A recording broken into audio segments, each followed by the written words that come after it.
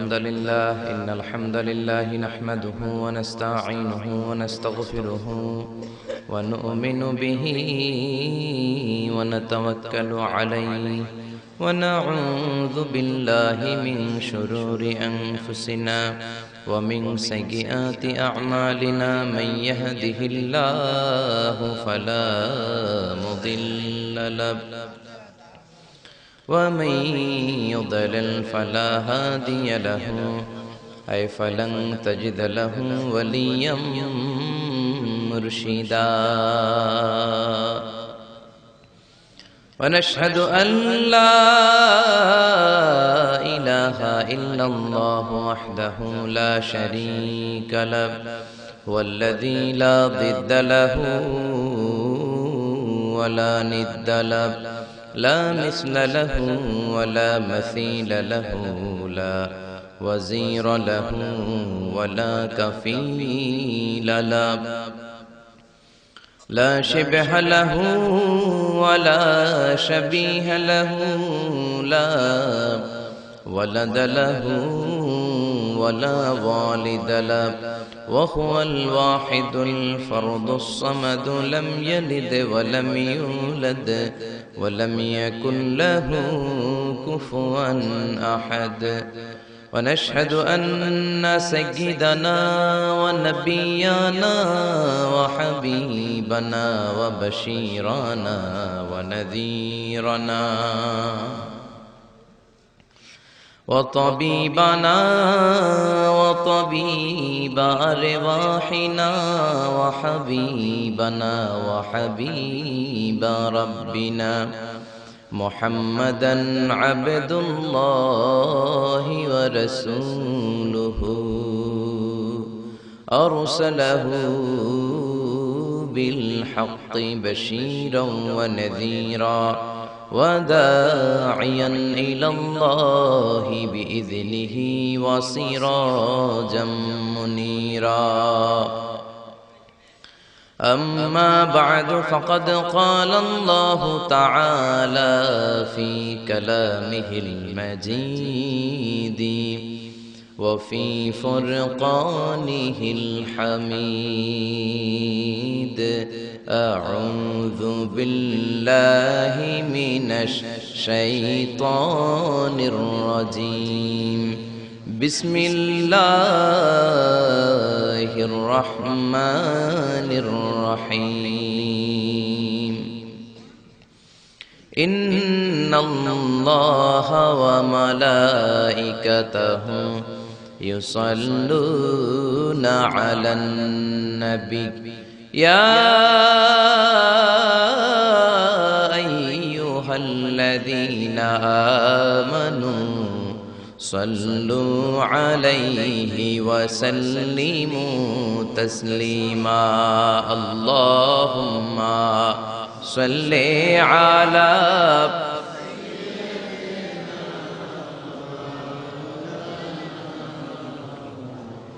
وعلى آل سيدنا مولانا محمد সবাই মহাব্বতের সাথে জোরে জোরে আওয়াজ করে পড়ুন আল্লাহুম্মা সাল্লি আলা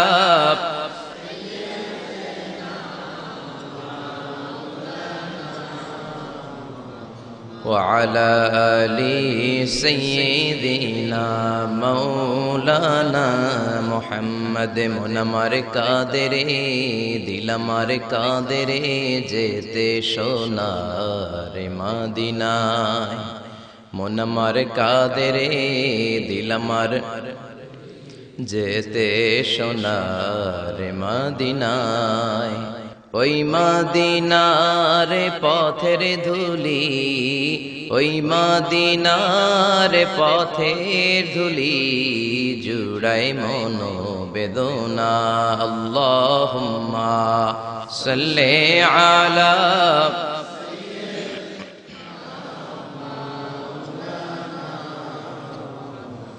وعلى آل سيدنا মৌলানা মোহাম্মদ রজব শাবানে বরকতে দাও রমজান মাসে গুনাহ ঝড়াও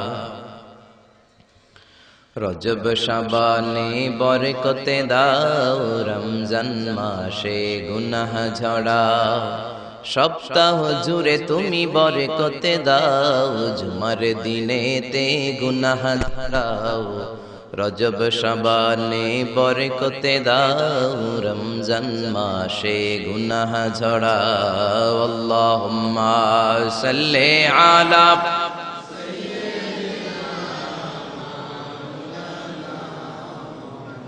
وعلى آل سيدنا مولانا محمد لا إله إلا الله لا إله إلا الله جر لا إله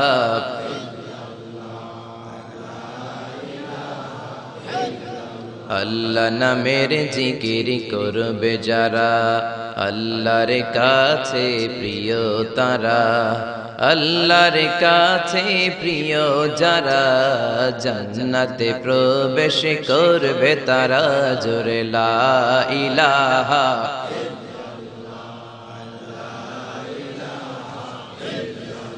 লা ইলাহা ইল্লাল্লাহু মুহাম্মাদুর রাসূলুল্লাহ সাল্লাল্লাহু আলাইহি ওয়াসাল্লাম বিসমিল্লাহির রহমানির রহিম পরম করুণাময় অসীম দয়ালু আল্লাহর নামে আমরা শুরু করছি জগন্নাথপুর বাইতুল মামুর জামে মসজিদ ও কবরবাসীর উদ্যোগে আজকের এই প্রোগ্রাম জগন্নাথপুর আপনাদের গ্রামের নাম এই এলাকায় কি হিন্দু খুব বেশি নাকি সব মুসলমান আগে ছিল না কোনো সময় ছিল না কখনোই ছিল না তাহলে জগন্নাথপুর হইল কেমনে কোন এক সময় হয়ে গিয়েছে ঠিক কিনা আসার পথে আপনাদের একটা প্রাইমারি স্কুল বা হাই স্কুল দেখলাম ভগবান উচ্চ বিদ্যালয় আছে না নাই হিন্দু ভাইরা খুব সিকিউরিটির সাথে এদেশে থাকবে তাদের পূজা মণ্ডপে হামলা করা যাবে না তাদের সাথে কোনো খারাপ আচরণ করা যাবে না এরা অন্য ধর্মের এরাও আমাদের ভাই জোরে বলেন ঠিক কিনা একদল আছে দেখবেন প্রতিমা ভাঙে মূর্তি ভাঙে এটা কবিরা গুনাহ হিন্দুরা এই দেশে খুবই শান্তিপূর্ণভাবে তাদের পূজা পার্বণ পালন করবে এই প্রোগ্রাম আমাদের জন্য নয় এটা তাদের প্রোগ্রাম ঠিক কিনা এখন আপনি যদি বলেন ধর্ম যার যার উৎসব সবার ভেজাল আছে না নাই নো ইটস অ্যাবসলিউটলি রং এটা পুরোপুরি ভুল ধর্ম তোমার উৎসব তোমার চিল্লায় বলেন ঠিক কিনা তাদেরকে আপনি সিকিউরিটি দেন তাদেরকে তাদের মতো করে তাদের ধর্মকর্ম পালন করতে দেন কিন্তু তাদের নাচের সাথে আপনিও কোমর দুলানোর নাচ দিতে পারবেন না জোরে কোন ঠিক কিনা তারা যখন প্রতিমার কাছে সরস্বতীর কাছে যে বিদ্যার আবেদন করে আপনি করতে পারবেন না মা দুর্গা আসলে ফসল ভালো হয় এগুলো আপনি বলতে পারবেন না চিল্লায় বলেন ঠিক কিনা আপনি চাইতে হবে একজনের কাছে তিনি কে আল্লাহর কাছে চাইতে হবে এজন্য হিন্দু ভাইরা এখানে থাকবে নিরাপত্তার সাথে উইথ ফুল সিকিউরিটি কিন্তু রংবাজি চলবে মুসলমানদের চিল্লায় বলেন ঠিক কিনা হিন্দু ভাইদের কোনো ক্ষতি হতে দেওয়া যাবে না কিন্তু মূল ক্ষমতা থাকবে মুসলমানদের কেননা এটা মুসলমানদের দেশ এটা দাড়িওয়ালাদের দেশ টুপিওয়ালাদের দেশ এটা হেফজখানার দেশ এটা আলিয়া মাদ্রাসার দেশ এটা কওমি মাদ্রাসার দেশ এটা টঙ্গীর তুরাক পারের বিশ্ব ইস্তেমার দেশ জোরে বলেন ঠিক কিনা আল্লাহ আমাদেরকে পারস্পরিক সম্প্রীতি এটা গোটা বিশ্বের জন্য বাংলাদেশ একটা মডেল আমরা অসাম্প্রদায়িক আমাদের মধ্যে সাম্প্রদায়িকতা নেই এক্সট্রিমিজম নেই সন্ত্রাসবাদ নেই জঙ্গিবাদকে আমরা সাপোর্ট করি না চিল্লায় বলেন ঠিক কিনা আল্লাহ আমাদেরকে সঠিক সমঝ দান করুক আমরা পড়ি আমিন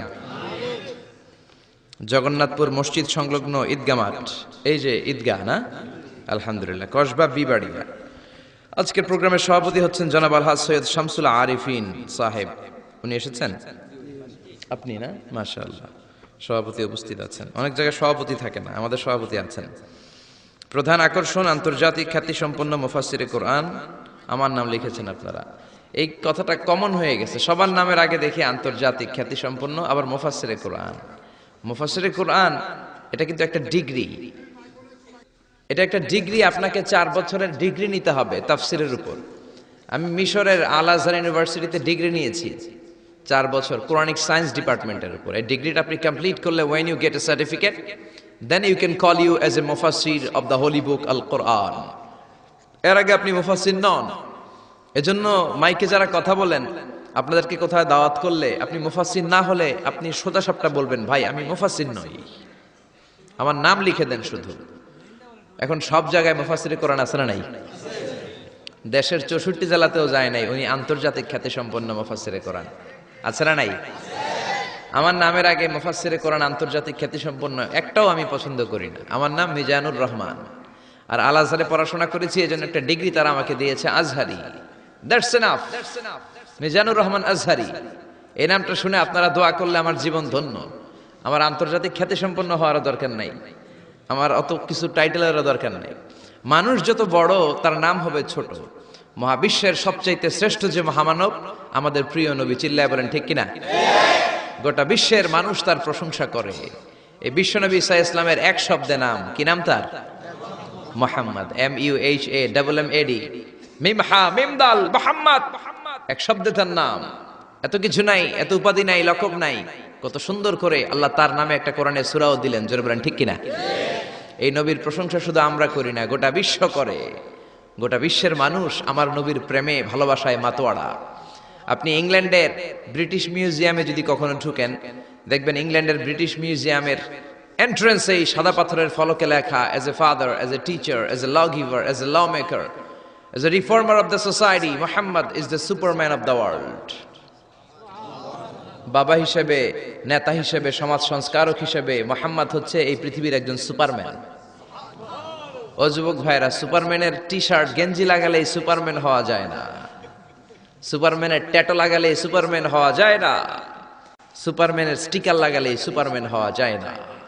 সুপারম্যান হতে হলে বিশ্বনবীর অনুসারী হওয়া লাগে। চিল্লায় বলেন ঠিক কিনা?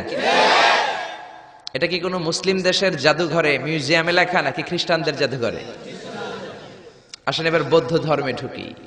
বৌদ্ধদের বর্তমান বিশ্বের সবচেয়ে বড় ধর্মীয় নেতার নাম দালাই লামা, তিব্বতের ধর্মীয় গুরু। তিনি একটা ইন্টারন্যাশনাল কনফারেন্সে বলেছেন, the last messenger of Muslim community, মুসলিম বিশ্বের সর্বশেষ নবী, তিনি সাধারণ কোনো মানব নন, তিনি অবিসংবাদিত মানব হয়ে পৃথিবীতে এসেছেন।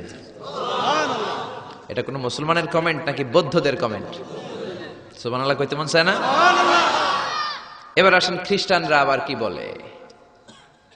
মাইকেল এইচ হার্ট একটা বই লিখেছেন, বইটার নাম হচ্ছে দি 100, a ranking of the most influential personality in the world।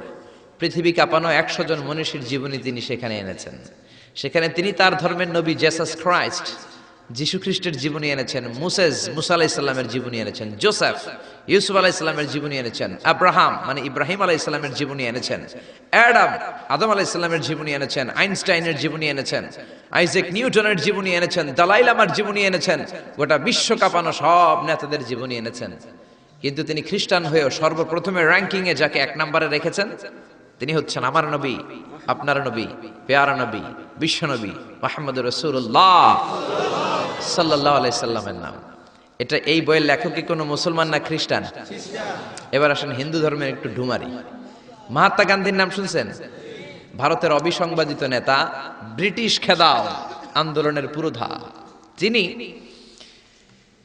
বারেট ল করেছেন লন্ডন থেকে, পেশায় একজন ব্যারিস্টার। তিনি ভাবলেন সব সময় মুসলমানদের একজন নবীর কথা শুনি, আমার হিন্দুস্থানে সবাই বলে মোহাম্মদ মোহাম্মদ, কেই মোহাম্মদ, দেখি তো তার একটা জীবনী গ্রন্থ পড়ি। তো 2 খণ্ডের একটা জীবনী গ্রন্থের প্রথম খণ্ড উনি পেলেন। উনি ভাবলেন ভূমিকাটা, বইয়ের ভূমিকাটা পড়ে রেখে দিব, পুরোটা পড়ার দরকার নাই। কিন্তু ভূমিকা পড়ার পরে পুরো জীবনী পড়ার আগ্রহ, কৌতূহল, কিউরিওসিটি তার অন্তরে ঢুকিয়ে দিল কে? আল্লাহ। পড়তে শুরু করলো বিশ্বনবীর শৈশবকাল, কৈশোরকাল, যৌবনকাল, তার বিবাহ, তার সমাজনীতি, তার রাষ্ট্রনীতি, তার আন্তর্জাতিক নীতি, তার মাক্কি জীবন, তার মাদানী জীবন। পড়তে পড়তে প্রথম খণ্ড শেষ। এখন দ্বিতীয় খণ্ড পড়ার দরকার আছে না নাই? দ্বিতীয় খণ্ড তো তার কাছে নাই। তিনি একবার ইন্ডিয়ার পুরাতন লাইব্রেরিগুলোকে তন্ন তন্ন করে খুঁজে দ্বিতীয় খণ্ড জোগাড় করলেন, সেটাও পড়লেন। পরে তিনি অবাক। তিনি কমেন্ট করলেন, I have scanned lot of biographies in my life, But the biography of last messenger Muhammad was an unique, unparalleled and fantastic biography I've ever read. চিল্লায় বলেন আল্লাহু আকবার। আমি ভারতের নেতা মহাত্মা গান্ধী অনেকের জীবনী পড়লাম, কিন্তু মুসলমানদের নবী মুহাম্মাদের জীবনীর মতো কোনো জীবনী পাই নাই। এই জীবনীটা এটা একটা ইউনিক, আনপ্যারালাল, ফ্যান্টাস্টিক জীবনী, যে জীবনীর সাথে কারো জীবনীর কোনো মিল নাই। পড়েন সুবহানাল্লাহ।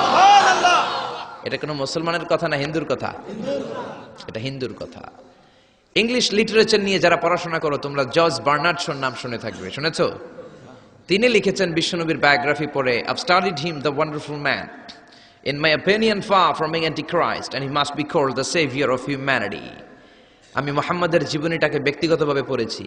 আমার পক্ষ থেকে তাকে খ্রিস্টান বিরোধী বলাতে দূরের কথা, তাকে মানবতার ত্রাণকর্তা বলতে হবে। চিল্লায় বলেন সুবহানাল্লাহ। ব্লগ লিখে লিখে বিশ্বনবীর জীবনীর ব্যাপারে কুৎসা রটনা করে, গালি দেয় আর ফতুয়া ছড়ায়। নবী কেন এতগুলো বিয়ে করলো, 11 জন বিবি কেন তার, 2 জন দাসী কেন তার, এগুলো তাদের চোখে পড়ে। কিন্তু 25 বছরের একজন তাগড়া যুবক 40 বছরের একজন প্রৌঢ় নারীকে যে বিয়ে করেছে সেটা তাদের চোখে পড়ে না। এই মহামানবটা একটা কুমারী নারীকে বিয়ে করেছে, আয়েশা, বাকি সবগুলা ছিল বিধবা। খাদিজা শুধু 40 বছরের প্রৌঢ় নারী নয়, বিশ্বনবীর সংসারে আসার আগেও খাদিজার আরো 2টা বিয়ে হয়েছে। খাদিজার গর্ভে অনেকগুলো সন্তান এসেছে, এগুলো তারা দেখে না। তিনি বিধবাদেরকে স্থান দিয়েছেন, প্রত্যেকটা বিয়ে আল্লাহর আদেশে করেছেন। চিল্লায় বলেন আল্লাহু আকবার। মায়েশার চেহারাটা সাইয়েদনা জিবরাইল রেশমি কাপড়ের মধ্যে করে বিশ্বনবীর কাছে এসে বললেন, ইয়া রাসূলুল্লাহ, দেখেন তো মেয়েটাকে কেমন লাগে। বিশ্বনবী বললেন, ভালো লাগে, কিন্তু মেয়েটা কার? সাইয়েদনা জিবরাইল বললেন, আপনার বন্ধু আবু বকরের মেয়ে, পছন্দ হয় কিনা বলেন। বিশ্বনবী বললেন হয়। তার কয়েকদিন পরে ডাইরেক্ট প্রপোজ, আল্লাহর কাছ থেকে সরাসরি প্রপোজাল এসেছে। জিবরাইল ছবি নিয়ে এসে বললেন, ইয়া রাসূলুল্লাহ, আল্লাহ প্রপোজাল পাঠিয়েছেন, বিয়ের প্রস্তাব। আমি হলাম বিয়ের ঘটক, আল্লাহ হলেন বিয়ের কাজী। বিশ্বনবী বললেন, জিবরাইল রে, তুমি যদি বিয়ের ঘটক হও, আল্লাহ যদি হয় বিয়ের কাজী, আমি মুহাম্মদ রাজি। বিয়ে হয়ে গেল। এভাবে প্রত্যেকটা বিয়ে বিশ্বনবী সাল্লাল্লাহু আলাইহি ওয়াসাল্লাম আল্লাহ তাআলার অর্ডার পেয়ে করেছেন, নিজের মন গড়া করে নাই। ওই নবীর বিরুদ্ধে যারা কথা বলে এগুলো মানুষ নয়, এগুলো অমানুষ। জোরে বলেন ঠিক কিনা? এগুলো জাহান্নামের নরকীট আর পিতৃ পরিচয়হীন জারদ সন্তান। জোরে বলেন ঠিক কিনা? এজন্য সরকারের উচিত আইন করে এই ব্লগারদেরকে বাইতুল মুকাররমের স্কয়ারের সামনে জুমার পরে ফাঁসিতে ঝুলিয়ে দেয়া। আমার নবীর বিরুদ্ধে যারা কথা বলবে তাদের ঠাঁই বাংলার জমিনে হতে পারে না। এজন্য এই ব্লগার আর নাস্তিকগুলোর বিরুদ্ধে আমাদেরকে এক থাকতে হবে। বিশ্বনবীর গালি দেয়া হবে, মুসলমান ঘরে বসে থাকবে, সে মুমিন নয়, সে মুনাফিক। আসুন আমরা মহাবিশ্বের মহাবিশ্বয় মহাগ্রন্থ আল কোরআন থেকে কথা শুনি, যেই কোরআনের মধ্যে কোনো ভুল নাই, আছে সন্দেহ নাই, আছে সংশয় নাই, আছে। পৃথিবীর কোনো ধর্মগ্রন্থকে মুখস্থ করা যায় না, কিন্তু কোরআনকে করা যায়। এটা কোরআনের মুআজিজা। কোন ধর্মগ্রন্থ অবিকৃত অবস্থায় নেই। They already distorted their scripture. তাওরাত, জাবুর আল্লাহ নাজিল করেছেন হিব্রু ভাষায়। বলেন তো কোন ভাষায়? আরবিতে এটাকে বলে আল-লুগা আল-ইবরানিয়া। ইবরানি ভাষায় নাজিল করেছেন। ইনজিলকে আল্লাহ তাআলা নাজিল করেছেন সুরিয়ানি ভাষায়। আর এই কোরআনকে আল্লাহ তাআলা নাজিল করেছেন কোন ভাষায়? রব্বুল আলামিন বলেন, ইন্না আনজালনাহু কুরআনান আরাবিয়্যান লাআল্লাকুম তাআকিলুন। ও নবী, এই কোরআনকে আমি সুরিয়ানি ভাষায় পাঠাই নাই, ইব্রানি ভাষায় পাঠাই নাই, চাইনিজ ভাষায় পাঠাই নাই, ইংলিশ ভাষায় পাঠাই নাই। কোরআনকে আল্লাহ কোন ভাষায় পাঠালেন? এজন্য আরবি শিখতে রাজি আছেন তো? ছেলে মেয়েদেরকে কোরআনের ভাষা শিখাবেন। কোরআনের ভাষা আরবি ভাষা। কোরআনের ভাষা শিখলে ফ্যামিলিটারে বরকতময় করে দিবে কে? আল্লাহ। আবার এই কোরআনটাকে রব্বুল আলামিন বিশ্ব নবীর জীবনে সবচাইতে দামি মুআজিজা করে পাঠালেন। মুআজিজা মানে হচ্ছে মিরাকেল। মিরাকেল মানে হচ্ছে অলৌকিক বিষয়। সব নবীকে আল্লাহ মিরাকেল দেন। নবী তার এলাকার লোকদেরকে এই মিরাকেল দেখান। এই মিরাকেল দেখিয়ে দেখিয়ে নবী তাদেরকে ঈমানদার বানান। সব নবীকে মিরাকেল দেয় কে? মিরাকেল, আবার মিরাক্কেল আক্কেল একটা কি যেন আছে, ওইটা না, অলৌকিক বিষয় যেটা নবী দেখান এলাকার মধ্যে। বিশ্ব নবীকে আল্লাহ এরকম অনেক মিরাকেলস দিয়েছেন, অলৌকিক বিষয় দিয়েছেন। বিশ্বনবী আঙ্গুল দিয়ে চাঁদের মধ্যে ইশারা করেছেন, চাঁদ ভেঙে 2 ভাগ হয়েছে, কোন ঠিক কিনা? এটা অলৌকিক বিষয় না? আপনি আমি পারবো? পৃথিবীর কোন আল্লাহর ওলি পারবে? কিন্তু বিশ্বনবী পেরেছেন, চিল্লায় বলেন ঠিক কিনা? এরকম হাজার হাজার মুআজিজা রব্বুল আলামিন বিশ্বনবীকে দান করেছেন, কিন্তু হাজার মুআজিজার মধ্য থেকে বিশ্বনবীর জীবনে সবচাইতে দামি মুআজিজার নাম হলো কোরআন। কি নাম? চিল্লায় বলেন কি নাম? এই কোরআন হচ্ছে জীবিত মুআজিজা, a live miracle in the story of last messenger. সব নবীকে এরকম আল্লাহ মিরাকেল দিয়েছেন, অলৌকিক বিষয়। দাউদ আলাইহিস সালামের মিরাকেল মুআজিজা আছে না নাই? ওয়া আলান্না লাহুল হাদীদ।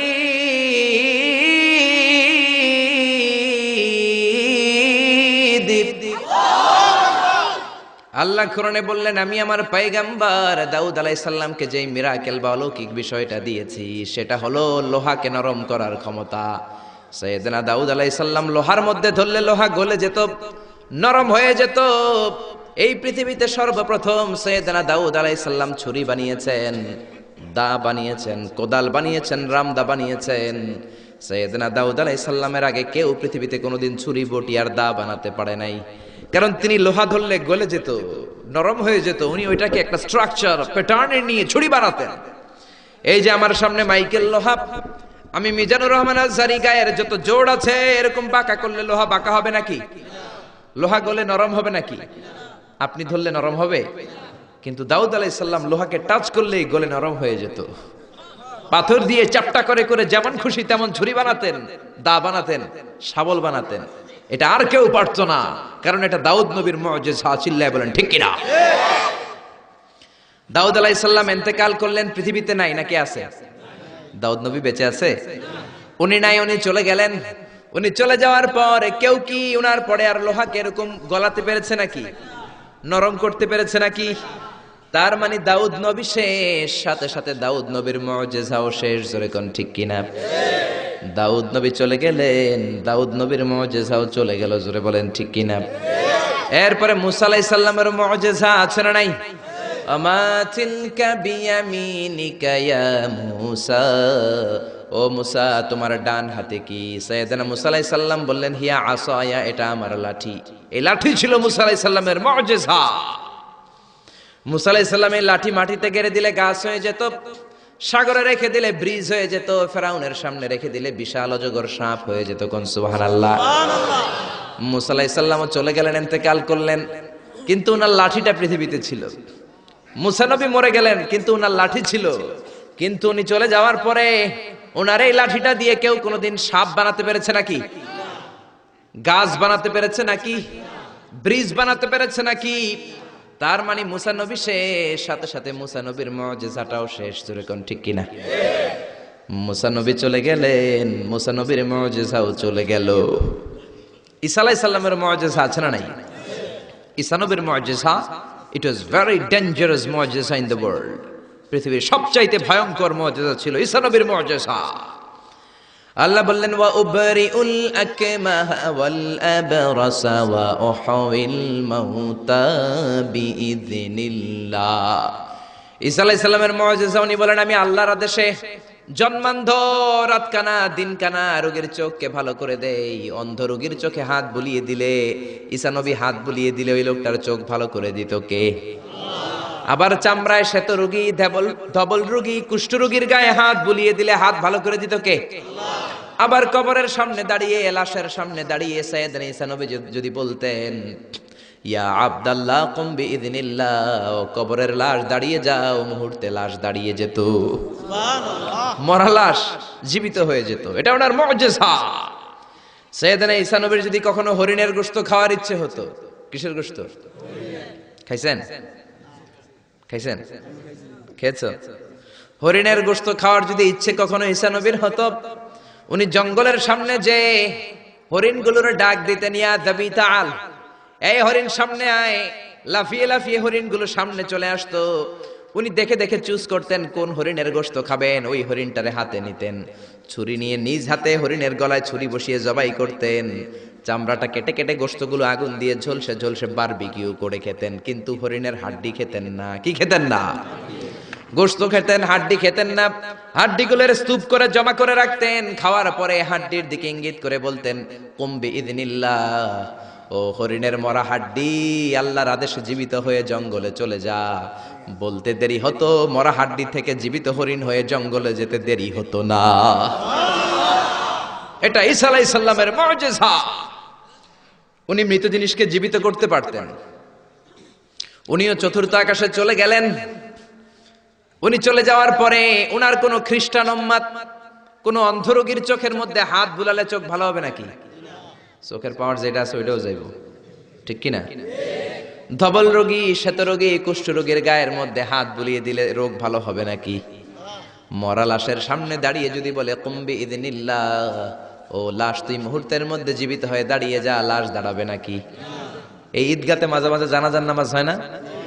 ধরেন আজকে একটা জানাজার নামাজ, সামনে লাশ, আপনারা দাঁড়ায় আছেন। একজন সামনে যায়, লাশের সামনে যায় বলে, এই লাশ তুই দাঁড়া, এই তুই দাঁড়া। আপনারা কি বলবেন? বলবেন লাশ দাঁড়ানোর আগে তুমি একটা পাবনার টিকিট কেটে আসো। জোরে বলেন ঠিক কিনা?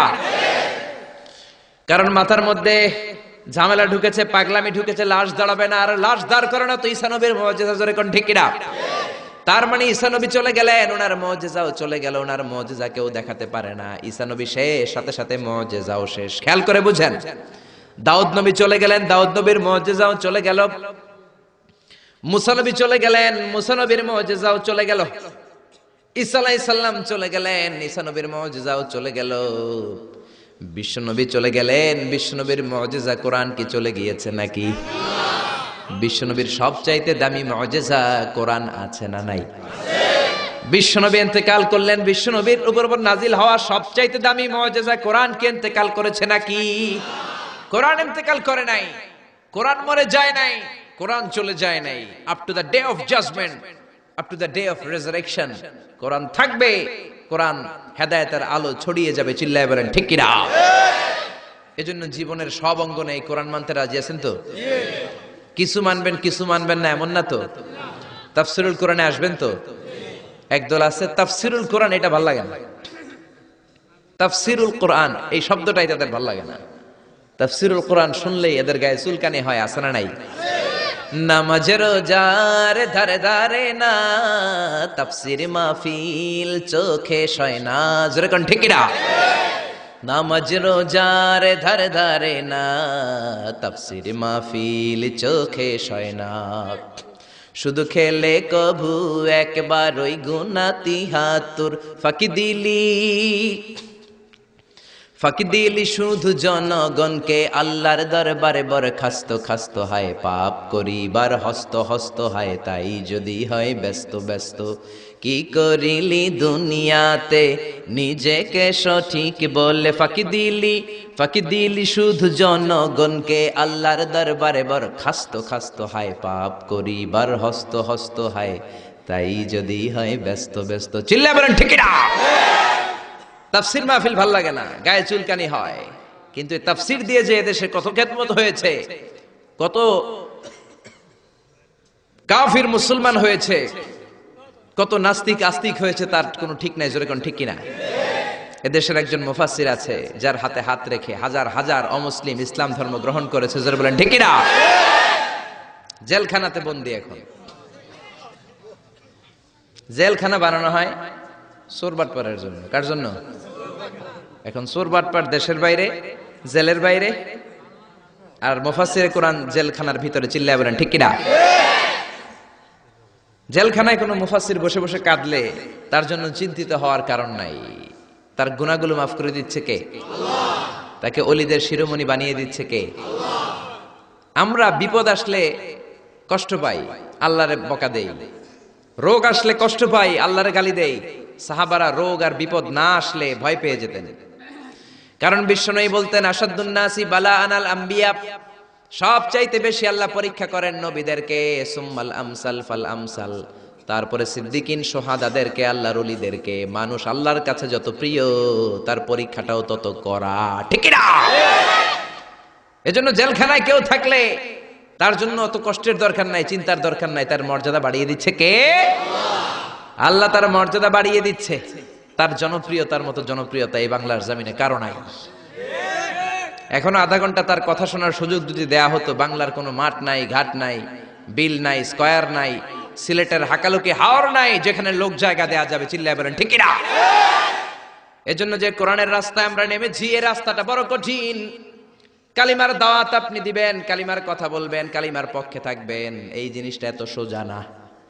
কেউ আপনার রাস্তায় ফুল বিছিয়ে রাখবে না। এ রাস্তা কুসুমাস্তীর্ণ নয়, এটা কণ্টকাকীর্ণ। আপনাকে ঝুঁকি নিয়ে কথা বলতে হবে, আপনাকে ঝুঁকি নিয়ে ময়দানে কাজ করে যেতে হবে, ঝুঁকি নিয়ে কালিমার দাওয়াত দিতে হবে। চিল্লায় বলেন ঠিক না? এই কালিমার পথে আমরা উঠেছি, এই কোরআনের পথে আমরা নেমেছি। দুনিয়ার কোনো কিছু দিয়ে এই কোরআনের রাস্তা থেকে ফেরানো যাবে না, এখন ঠিক কিনা? বিশ্বনবীর কাছে অনেক প্রস্তাব ছিল। কাফিরেরা 3 দফা প্রস্তাব দিল। আব্দুল্লাহর বেটা মুহাম্মদ 3 দফা প্রস্তাব। কয় দফা? ও মুহাম্মদ, মদিনার নেতা হতে চাও? 1 দফা, নেতা বানিয়ে দেব। সম্পদ চাও? সম্পদ দিয়ে দেব। সুন্দরী নারী চাও? নারী দিয়ে দেব। এই কালেমার দাওয়াত ছেড়ে দাও, কোরআনের তাফসীর ছেড়ে দাও। বিশ্বনবী বললেন তোমাদের দফা 3টা, আমার দফা 1টা। সবাই বলল তোমার কি দফা? বিশ্বনবী বললেন লা ওয়াদাউ শামসা ফি ইয়ামিনি। আর সম্পদ, নারী আর ক্ষমতা তো দূরের কথা, আকাশের সূর্যটা যদি ডান হাতে দাও, ওয়াল কামারা ফি ইয়াসারি, আকাশের চন্দ্রটা যদি বাম হাতে দাও, এই কোরআনের রাস্তা থেকে 1 চুল পরিমাণ আমারে পিছনে সরানো যাবে না, যাবে না, ঠিক না? এজন্য কোরআনের পথে আমরা নেমেছি। আমরা ভয় পাই একজনকে, সে আল্লাহর খুশির জন্য এই পথে আমরা আন্দোলন চালিয়ে যাবো। জোরে বলেন ঠিক না? আমরা এই কোরআন নিয়ে মরতে চাই। কোরআনের পথে যেন আমরা থাকতে পারি, আল্লাহ যেন কবুল করে আমরা পড়ি আমিন। আসুন সেই কোরআন থেকে আমরা কথা শুনি, সরাসরি কোরআন থেকে তাফসীর শুনি। রাজি আছেন তো? কষ্ট হচ্ছে না তো? মন খারাপ করে দিলাম না তো? এই মুফাসসিরে কোরআনের কথা শুনলে সবার মন খারাপ হয়ে যায়। একজন মানুষের কত জনপ্রিয়তা। আমি আজকে 50 বছর কোরআনের তাফসীর করেছি সারা বাংলাদেশে, সারা পৃথিবীতে। আমাকে বানানো হয়েছে যুদ্ধ অপরাধী, আমাকে বানানো হয়েছে চোর, ডাকাত, হত্যাকারী, ধর্ষণকারী। আমি আল্লাহর নামে কসম করে বলছি, আল্লাহ তোমার ইজ্জতের কসম, তোমার সম্মানের কসম, 1971 সনের 1 ফোঁটা পানি বা কাদা আমার গায়ে লাগে নাই, লাগে নাই, লাগে নাই। কিন্তু আপনারা তো ওনার কথা শুনে চোখের পানি ছেড়ে দিলেন। আমি কি আপনার জন্য 2 রাকাত নফল নামাজ পড়ে দোয়া করব? নেভার। আমি জাস্ট একটা দোয়া পড়ে ফু দিয়ে দিব। কিন্তু আপনারা তার জন্য নফল নামাজ পড়েও দোয়া করেছেন। আমি কি আপনার জন্য 2টা রোজা রেখে দোয়া করব? আপনারা তো তার জন্য রোজা রেখেও দোয়া করেছেন। এদেশের মানুষ দেহের তাজা রক্ত বিলিয়ে দিতেও কোরআনের জন্য কুণ্ঠাবোধ করে না। চিল্লায় বলেন ঠিক কিনা? এজন্য জীবনের সব অঙ্গনে সেই কোরআনের আইনগুলো মানার দরকার আছে না নাই? আল্লাহ আমাদেরকে to the right sense of direction, সঠিক পথে চলার তৌফিক দান করুক, উত্তম ফয়সালার দিকে যাওয়ার তৌফিক দান করুক। আমরা পড়ি আমিন। কোরআনের সবচেয়ে যে দামি আয়াত, ওই আয়াতটার তাফসীর আজকে করব। বিশ্বনবীকে জিজ্ঞেস করা হলো আইয়ু আয়াতিন আযামু মিন কিতাবিল্লাহি ইনদাকা নবী, কোরআনের কোন আয়াতটা সবচাইতে বেশি দামি আপনি মনে করেন? বিশ্বনবী বললেন আযমু আয়াতিন মিন কিতাবিল্লাহি আয়াতুল কুরসি। আল্লাহর কোরআনের মধ্যে 6666 আয়াত, কারো বর্ণনা মতে 6636 আয়াত, আরেক বর্ণনা মতে আরেকটা রিওয়ায়াত পাওয়া যায়। এই যতগুলো আয়াত কোরআনের মধ্যে আছে, সবচাইতে দামি আয়াতের নাম আয়াতুল কুরসি, ঠিক কি না? এতগুলো আয়াত থাকতে এটার দাম এত বাড়লো কেন? এটার এত মর্যাদাপূর্ণ আয়াত কেন? 5টা কারণে এই আয়াতের দাম বেশি। জোরে বলেন কয়টা? 1 নম্বরে আয়াতের মধ্যে রব্বুল আলামিন নিজের পরিচয় দিয়েছেন। একটা মাত্র আয়াত, কিন্তু এত সুন্দর করে চমৎকার করে রব্বুল আলামিন নিজের পরিচয়টা একটা আয়াতে দিয়েছেন। গোটা কোরআন তন্ন তন্ন করে তালাশ করলে আর কোন জায়গায় এত সুন্দর পরিচয় আল্লাহর পাওয়া যায় না। এখন সুবহানাল্লাহ। এজন্য এই আয়াতটার দাম এত বেশি। আবার এই আয়াতের মধ্যে রব্বুল আলামিন তাওহীদের কথা বলেছেন। কিসের কথা? তাওহীদেরি মুর্শিদ আমার মুহাম্মাদের নাম বলো, মুহাম্মাদের নাম। আল্লাহর নাম জপলে বুঝতে পারি আল্লাহরই কালাম বলো, মুহাম্মাদের নাম। আল্লাহু আকবার। আল্লাহ তার একত্ববাদের ঘোষণা দিলেন, তিনি যে এক এবং একক। এই ঘোষণাটা আয়াতের মধ্যে আছে, এই জন্য আয়াতের মর্যাদা বাড়িয়ে দিয়েছে কে? আল্লাহ। আবার এই আয়াতের মধ্যে আল্লাহর 4টা সিফাতি নাম আছে, জোরে বলেন কয়টা? 1 নম্বরে আল হাইয়্যু, 2 নম্বরে আল কাইয়্যুম, 3 নম্বরে আল আলী, 4 নম্বরে আল আযীম। এই 4টা আল্লাহর সিফাতি নাম এই আয়াতের মধ্যে থাকার কারণে আয়াতের মর্যাদা বাড়িয়ে দিয়েছে কে? আবার এই একটা আয়াতে রব্বুল আলামিন তিনি যে কত ক্ষমতাবান, তার কুদরত যে কত বড়, তার জ্ঞানের সীমানা যে কত বড়, এগুলোর বর্ণনা দিয়েছেন। আবার এই আয়াতের মধ্যে আল্লাহ কুরসির বর্ণনা দিয়েছেন। কুরসি হচ্ছে পৃথিবীতে, মহাবিশ্বে আল্লাহ যে 4টা জিনিস সর্বপ্রথম তৈরি করেছে, আরশ, কুরসি, লৌহ, কলম, এই 4টা জিনিসকে মহাবিশ্বে আল্লাহ সর্বপ্রথম তৈরি করেছেন। এই কুরসির কথাও এই আয়াতের মধ্যে আছে না নাই? এই কুরসি শব্দটা থেকেই আয়াতের নামকরণ করা হয়েছে আয়াতুল কুরসি। এরপরে বিশ্বনবী আপনাদেরকে বললেন, মান কারা আয়াতুল কুরসি দুবুরা কুল্লি সালাতিন মাকতুবাতিন লাম ইয়ামনাহু মিন দুখুলিল জান্নাতি ইল্লাল মাউত। কেউ যদি প্রত্যেক ফরজ নামাজের পরে একবার করে আয়াতুল কুরসি পড়ে, সে জান্নাতে ঢোকার ক্ষেত্রে কোনো বাধা নাই, একটাই বাধা, তার মরণ। লোকটা মরে না, তাই জান্নাতে যায় না, মরলেই জান্নাতি। আল্লাহু আকবার। এই জন্য প্রত্যেক ফরজ নামাজের পরে আয়াতুল কুরসি পড়ার দরকার আছে না নাই? It should be a special wazifa for every Muslim at every evening and every morning. After every congregational prayer you offer in mosque. প্রত্যেক জামাতে নামাজের পরে প্রত্যেক মুসলমানের ওয়াজিফা হওয়া দরকার আয়াতুল কুরসি। ইমাম সাহেব সালাম ফিরাবে, সালাম ফেরানোর পরে আপনি আয়াতুল কুরসি পড়বেন। কিন্তু ইমাম সাহেবরা তো সময় দেয় না। আমাদের দেশে সালামের পরে হুট করে একটা মুনাজাত আছে না নাই?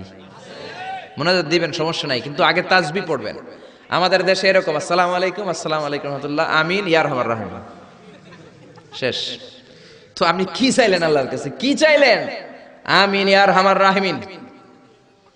এত কম সময় কেন তোমার? জি বাংলা দেখতে তো তোমার সময় পাওয়া যায়, স্টার জলসা দেখতে সময় আছে, কিরণমালা দেখতে সময় আছে, বিপিএল এর খেলা দেখার সময় আছে, আইপিএল এর সময় আছে, আইসিসির সময় আছে, খুলনার সাথে কুমিল্লার ফাইনাল খেলা ওইটা দেখারও সময় আছে। কিন্তু আল্লাহর কাছে চাওয়ার সময় নাই। এক সাহাবী প্রতিদিন সালামের পরে দৌড় দিত, রাসূল বললেন, এক ডাইক বসো। কই নবী কাজ আছে, কই বেটা বস। আল্লাহর কাছে চা আমার কিছু চাওয়ার নাই। রাসূলকে কিছু চাওয়ার না থাকলে নুন চা বেটা, লবণটাও আল্লাহর কাছে চা। তোমার পায়ের জুতা যদি ছিঁড়ে যায়, মুচির কাছে পড়ে যাবা, মুচির কাছে যাওয়ার আগে চাইতে হবে একজনের কাছে, তিনি কে? আল্লাহ। এজন্য প্রত্যেক ফরজ নামাজের পরে তাসবিহ পড়বেন। বিশ্বনবী তাসবিহ পড়তেন, এগুলো মানুষ জানেই না। বিশ্বনবী সালাম ফিরানোর পরে প্রত্যেক নামাজের পর সাহাবাদের দিকে মুখ ফিরিয়ে বসতেন। কিন্তু আমাদের দেশে শুধু ফজরের নামাজের পর আর আসরের নামাজের পর ইমাম সাহেবরা বসে, ঠিক কিনা? বাকি 3 নামাজে জোহর, মাগরিব, এশার পরে কি বসে? কি করে? সালাম আলাইকুম, সালাম আলাইকুম, আমিন ইয়া রহমান রাহিম, ঠিক কিনা? তো এত কম সময় কেন আপনার মিয়া? বিশ্বনবী ঘুরে বসে থাকতে পারেন, তাসবিহ পড়তে পারেন, আপনি কোন সলিমুদ্দি কোন কলিমুদ্দি হয়ে গিয়েছেন। প্রত্যেক নামাজের পরে মুসল্লিদের দিকে ফিরে বসেন। বিশ্বনবী সালাম ফিরানোর পরে আসসালামু আলাইকুম ওয়া রাহমাতুল্লাহ, আসসালামু আলাইকুম ওয়া রাহমাতুল্লাহ, সালাম ফিরানোর পরে আওয়াজ করে বিশ্বনবী বলতেন আল্লাহু আকবার। কি বলতেন?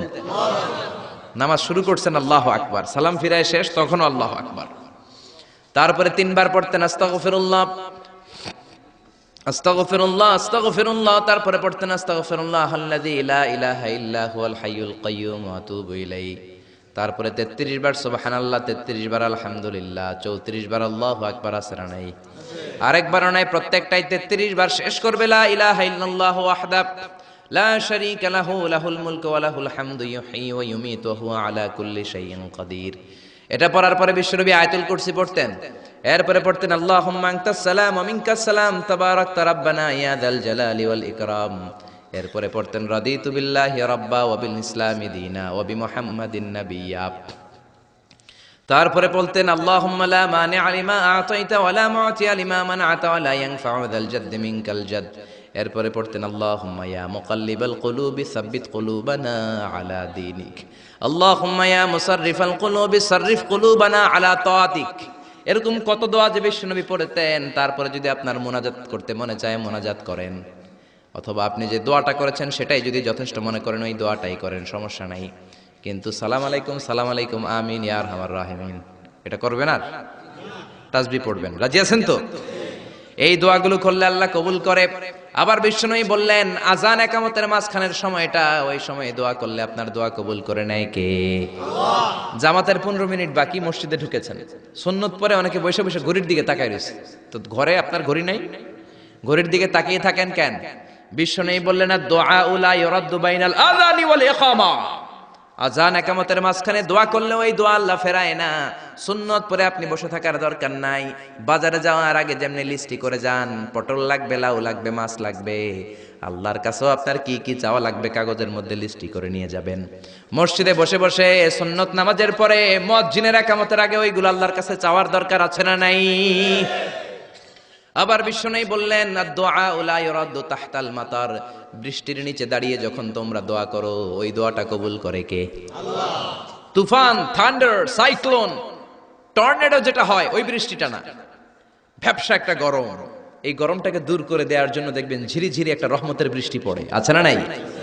ওই দোয়ার নিচে দাঁড়িয়ে ওই বৃষ্টির পানি হাতের মধ্যে নিয়ে যদি আপনি আল্লাহর কাছে দোয়া করেন, দোয়া কবুল করে নিবে কে? আল্লাহ। বৃষ্টির সময় দোয়া করলে যে কবুল হয় এটা জানেই না, তো দোয়া করবে কেমনে? বৃষ্টির সময় দোয়া করবেন।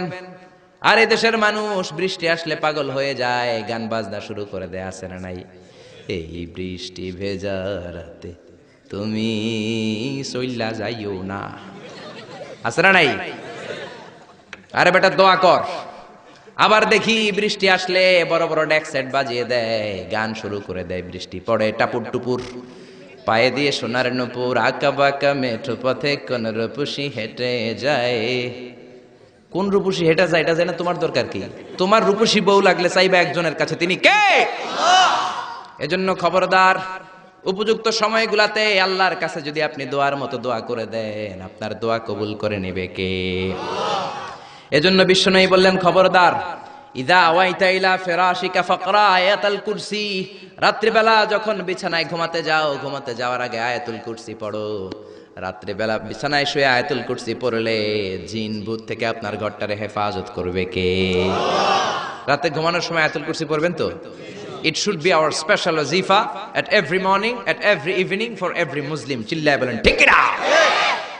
আবার বিশ্বনবী বললেন সকালবেলা যদি একবার আয়াতুল কুরসি পড়ো, সন্ধ্যা পর্যন্ত ফেরেশতা দিয়ে আপনারে হেফাজত করবে কে? আল্লাহ। আবার সন্ধ্যাবেলায় যদি একবার তুমি আয়াতুল কুরসি পড়ো, সকাল পর্যন্ত তোমারে গার্ড দিবে কে? আল্লাহ। এটা আল্লাহর পাঠানো গার্ড, এঞ্জেল গার্ড, ফেরেশতাদের গার্ড। টাকা দিয়ে বডিগার্ড যে রাখে ওই বডিগার্ড না। বডিগার্ড তোমারে বাঁচাতে পারবে না।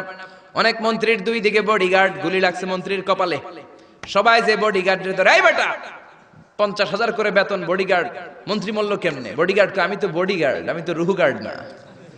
রুহুর মালিক কে? আমি তো বডিগার্ড। বডি তো ঠিকই আছে, বডি লয়ে যাও, জোরে বলেন ঠিক কিনা? এজন্য খবরদার, এই ওয়াজিফাগুলো মিস করবেন না। সকালবেলা যদি একবার ওয়াজিফা পড়েন আয়াতুল কুরসি, সন্ধ্যা পর্যন্ত আল্লাহ স্পেশাল ফেরেশতার গার্ড দিয়ে দিবে। আবার সন্ধ্যাবেলা যদি একবার আয়াতুল কুরসি পড়েন, সকাল পর্যন্ত আপনাকে গার্ড দিবে কে? আবার এই একটা আয়াতের মধ্যে ইসমে আজম আছে, আল ইসমুল্লাহিল আযম। আল্লাহর 99টা নামের মধ্যে থেকে একটা ইসমে আজম, কিন্তু কোনটা কেউ জানে না একজন ছাড়া, তিনি কে? তবে বিশ্বনবী তার চাচাতো ভাই আব্দুল্লাহ ইবনে আব্বাস, যাকে রাইসুল মুফাসসিরিন বলা হয়, তার জন্য দোয়া করেছেন আল্লাহুম্মা ফাক্কিহু ফিদ্দীন ওয়া আল্লিমহু তা'বীল। আল্লাহ আমার চাচাতো ভাই আব্দুল্লাহ ইবনে আব্বাসকে আপনি দ্বীনের জ্ঞান শিক্ষা দেন, তাকে কোরআনের তা'বীল তাফসীর শিক্ষা দেন। বিশ্বনবীর দোয়ার বরকতে তিনি গোটা মুফাসসিরদের সম্রাট হয়েছেন। কোন সুবহানাল্লাহ। রাইসুল মুফাসসিরিন আব্দুল্লাহ ইবনে আব্বাস তানভীরুল মিকবাস ফি তাফসীর ইবনে আব্বাস রেফারেন্স উনি বলেন, আমার কোরআনের যতটুকু জ্ঞান বিশ্বনবীর দোয়ায় আমি পেয়েছি, আমার মনে হয় আল্লাহর ইসমে আজমটা কোরআনের কোন আয়াতের মধ্যে নাই, আছে শুধু আয়াতুল কুরসির মধ্যে। যেরকম সুবহানাল্লাহ। তুমি ইউনুস নবীরে যখন খাইলো মাছেতে গিলিয়া, ফেরেশতা পাঠাইয়া দিলে, ইসমুল্লাহিল আযম। ফেরেশতা পাঠাইয়া দিলে ইসমে আজম দিয়া, প্রাণে ছিল যাহার ভয় সে তা পাইল যে আশ্রয়, শত্রুদেরই হাত থেকে বাঁচাইলে প্রাণ। আল্লাহু আল্লাহু পড়েন, আল্লাহু আল্লাহু তুমি জাল্লে জালালুহু, শেষ করা তো যায় না গে তোমার গুণগান। আল্লাহু আল্লাহু, এই যে ইসমে আজম, যে ইসমে আজমের বদৌলতে রব্বুল আলামিন ইউনূস নবীকে তিমি মাছের পেট থেকে মুক্তি দিলেন, ওই ইসমে আজম কোরআনের কোন আয়াতে আছে কেউ জানে না। তবে আব্দুল্লাহ ইবনে আব্বাস বলেন, আমার মনে হয় আল্লাহু লা ইলাহা ইল্লা হুয়াল হাইয়ুল কাইয়্যুম, এই আল হাইয়ুল কাইয়্যুম এই শব্দটাই হলো ইসমে আজম। সুবহানাল্লাহ। এজন্য এই শব্দ দিয়ে দোয়া করবেন। বিশ্বনবী এই শব্দ দুইটার ওসিলা দিয়ে দোয়া করতেন। বিশ্বনবী দোয়া করতেন, ইয়া হাইয়্যু ইয়া কাইয়্যুম বিরহমাতিকা আস্তাগীস, ও হাইয়্যু ও কাইয়্যুম আপনার বদৌলতে আপনার নামের ওসিলায় আপনার কাছে আমরা পানাহ চাই। বিরহমাতিকা আস্তাগীস, আস্তাগীস শব্দটা এসেছে আল গাইস থেকে, আল গাউস। গাউস মানে সাহায্যকারী। গাউসুল আজম কার নাম? নাকি আব্দুল কাদের জিলানীর নাম? খবরদার, গাউসে পাক আব্দুল কাদের জিলানী নয়, গাউসে পাক হলেন আল্লাহ। গাউসুল আজম আব্দুল কাদের জিলানী নয়, গাউসুল আজম হলো আল্লাহ। গাউস মানে সাহায্যকারী, আল আজম মানে মহান। মহান সাহায্যকারী তো একজন, তিনি কে? এজন্য খবরদার আল্লাহর ওলিরে আল্লাহর ওলি বলে ডাকবেন। ওলিকে আল্লাহর চেয়ারে বসানোর দরকার নাই, যেরকম ঠিক কিনা? আব্দুল কাদের জিলানী অনেক বড় আল্লাহর ওলি ছিলেন। উনি নিজে কোনোদিন নিজের গাউসে আজম বলেন নাই। আপনি কেমন করে বলেন? আব্দুল কাদের জিলানীকে গাউসে পাক বললে আপনার নামটা মুশরিকদের কাতারে তুলে দিবে কে? এজন্য আয়াতুল কুরসিটা হবে আমাদের স্পেশাল ওয়াজিফা। সবাই সকাল সন্ধ্যা আয়াতুল কুরসি পড়বেন তো? পড়বেন তো? আল্লাহ আয়াতুল কুরসির শব্দটা শুরু করেছেন আল্লাহ শব্দ দিয়ে। কোন শব্দ দিয়ে? আয়াতুল কুরসির প্রথম শব্দটা কি? আল্লাহু লা ইলাহা ইল্লা হুয়াল হাইয়ুল কাইয়্যুম। আল্লাহ, এই শব্দটা দিয়ে আয়াতুল কুরসি শুরু। এই আল্লাহ শব্দটা আল্লাহর আসল নাম। কি নাম? জোরে বলেন, কি নাম? এটাকে বলে ইসমুজ জাত। আল্লাহর জাতি নাম, আল্লাহর আসল নাম। আল্লাহ নিজেই আল্লাহর নাম রেখেছেন। আল্লাহর নাম রেখেছে কে? আপনার নাম আল্লাহ রাখেন নাই। আপনার নাম রেখেছে আপনার দাদা, আপনার নাম রেখেছে আপনার কাকা, আমার নাম রেখেছে আমার দাদা, আমার বাবা। গোটা বিশ্বের সবার নাম তার বাবা তার দাদারা রাখে, কোন ঠিক কিনা? কিন্তু আল্লাহর কি বাবা কিংবা দাদা আছে নাকি? তো ওনার নাম তো একজনের রেখে দেওয়া লাগবে। আল্লাহকে আমার দাদা নাই, আমার বাবা নাই, তোমাদের মতো আমার কাকা নাই, আমার নানা নাই, আমার নামটা আমি নিজেই রেখে দিয়েছি। আল্লাহু আকবার। আল্লাহ বললেন, ইন্নানি আনাল্লাহু লা ইলাহা ইল্লা আনা ফা'বুদনি ওয়া আকিমিস সালাতা লিযিকরি। ইন্নানি আনাল্লাহ, আমি হলাম আল্লাহ, আমি ছাড়া কোনো ইলাহ নাই, আমার শরণে নামাজ কায়েম করো। আল্লাহর নাম কেউ রাখে নাই, আল্লাহ নিজেই রেখেছেন, কোন ঠিক কিনা? আবার আল্লাহ নামে আল্লাহ ছাড়া দুনিয়াতে কেউ নাই। আল্লাহ নামে আল্লাহ ছাড়া দুনিয়াতে আর কেউ আছে? আল্লাহ ছাড়া আর কারো নাম কোনোদিন আপনি শুনছেন আল্লাহ? আমি পৃথিবীর অনেক দেশ ঘুরছি, কম করে এক ডজন দেশ আমি পৃথিবীতে ঘুরেছি। আমি কোথাও কারো নাম আল্লাহ শুনি নাই। আপনি শুনেছেন? কেউ শোনেন নাই। শুনবেন কোত্থেকে? কারণ আল্লাহ নামটা আল্লাহর ছাড়া আরো কারো নাই। চিল্লায় বলেন ঠিক কিনা? এমনকি কোন নাস্তিকও তার নিজের নাম আল্লাহ বলে না, কোন শয়তানের গড ফাদারও নিজের নাম আল্লাহ বলে নাই, এমনকি ফেরাউনও তার নিজেকে আল্লাহ বলে নাই। ফেরাউন নিজেকে দাবি করেছে আমি বড় রব। ফাহাশারা ফানাদা ফাকালা আনা রাব্বুকুমুল আ'লা। মিশরের সব লোককে জড়ো করে সে বলে নাই আমি আল্লাহ, সে বলেছে আমি তোমাদের বড় রব, আমি তোমাদের বড় খোদা। আসলে খোদা না হুদা? জোরে বলেন, খোদা না হুদা?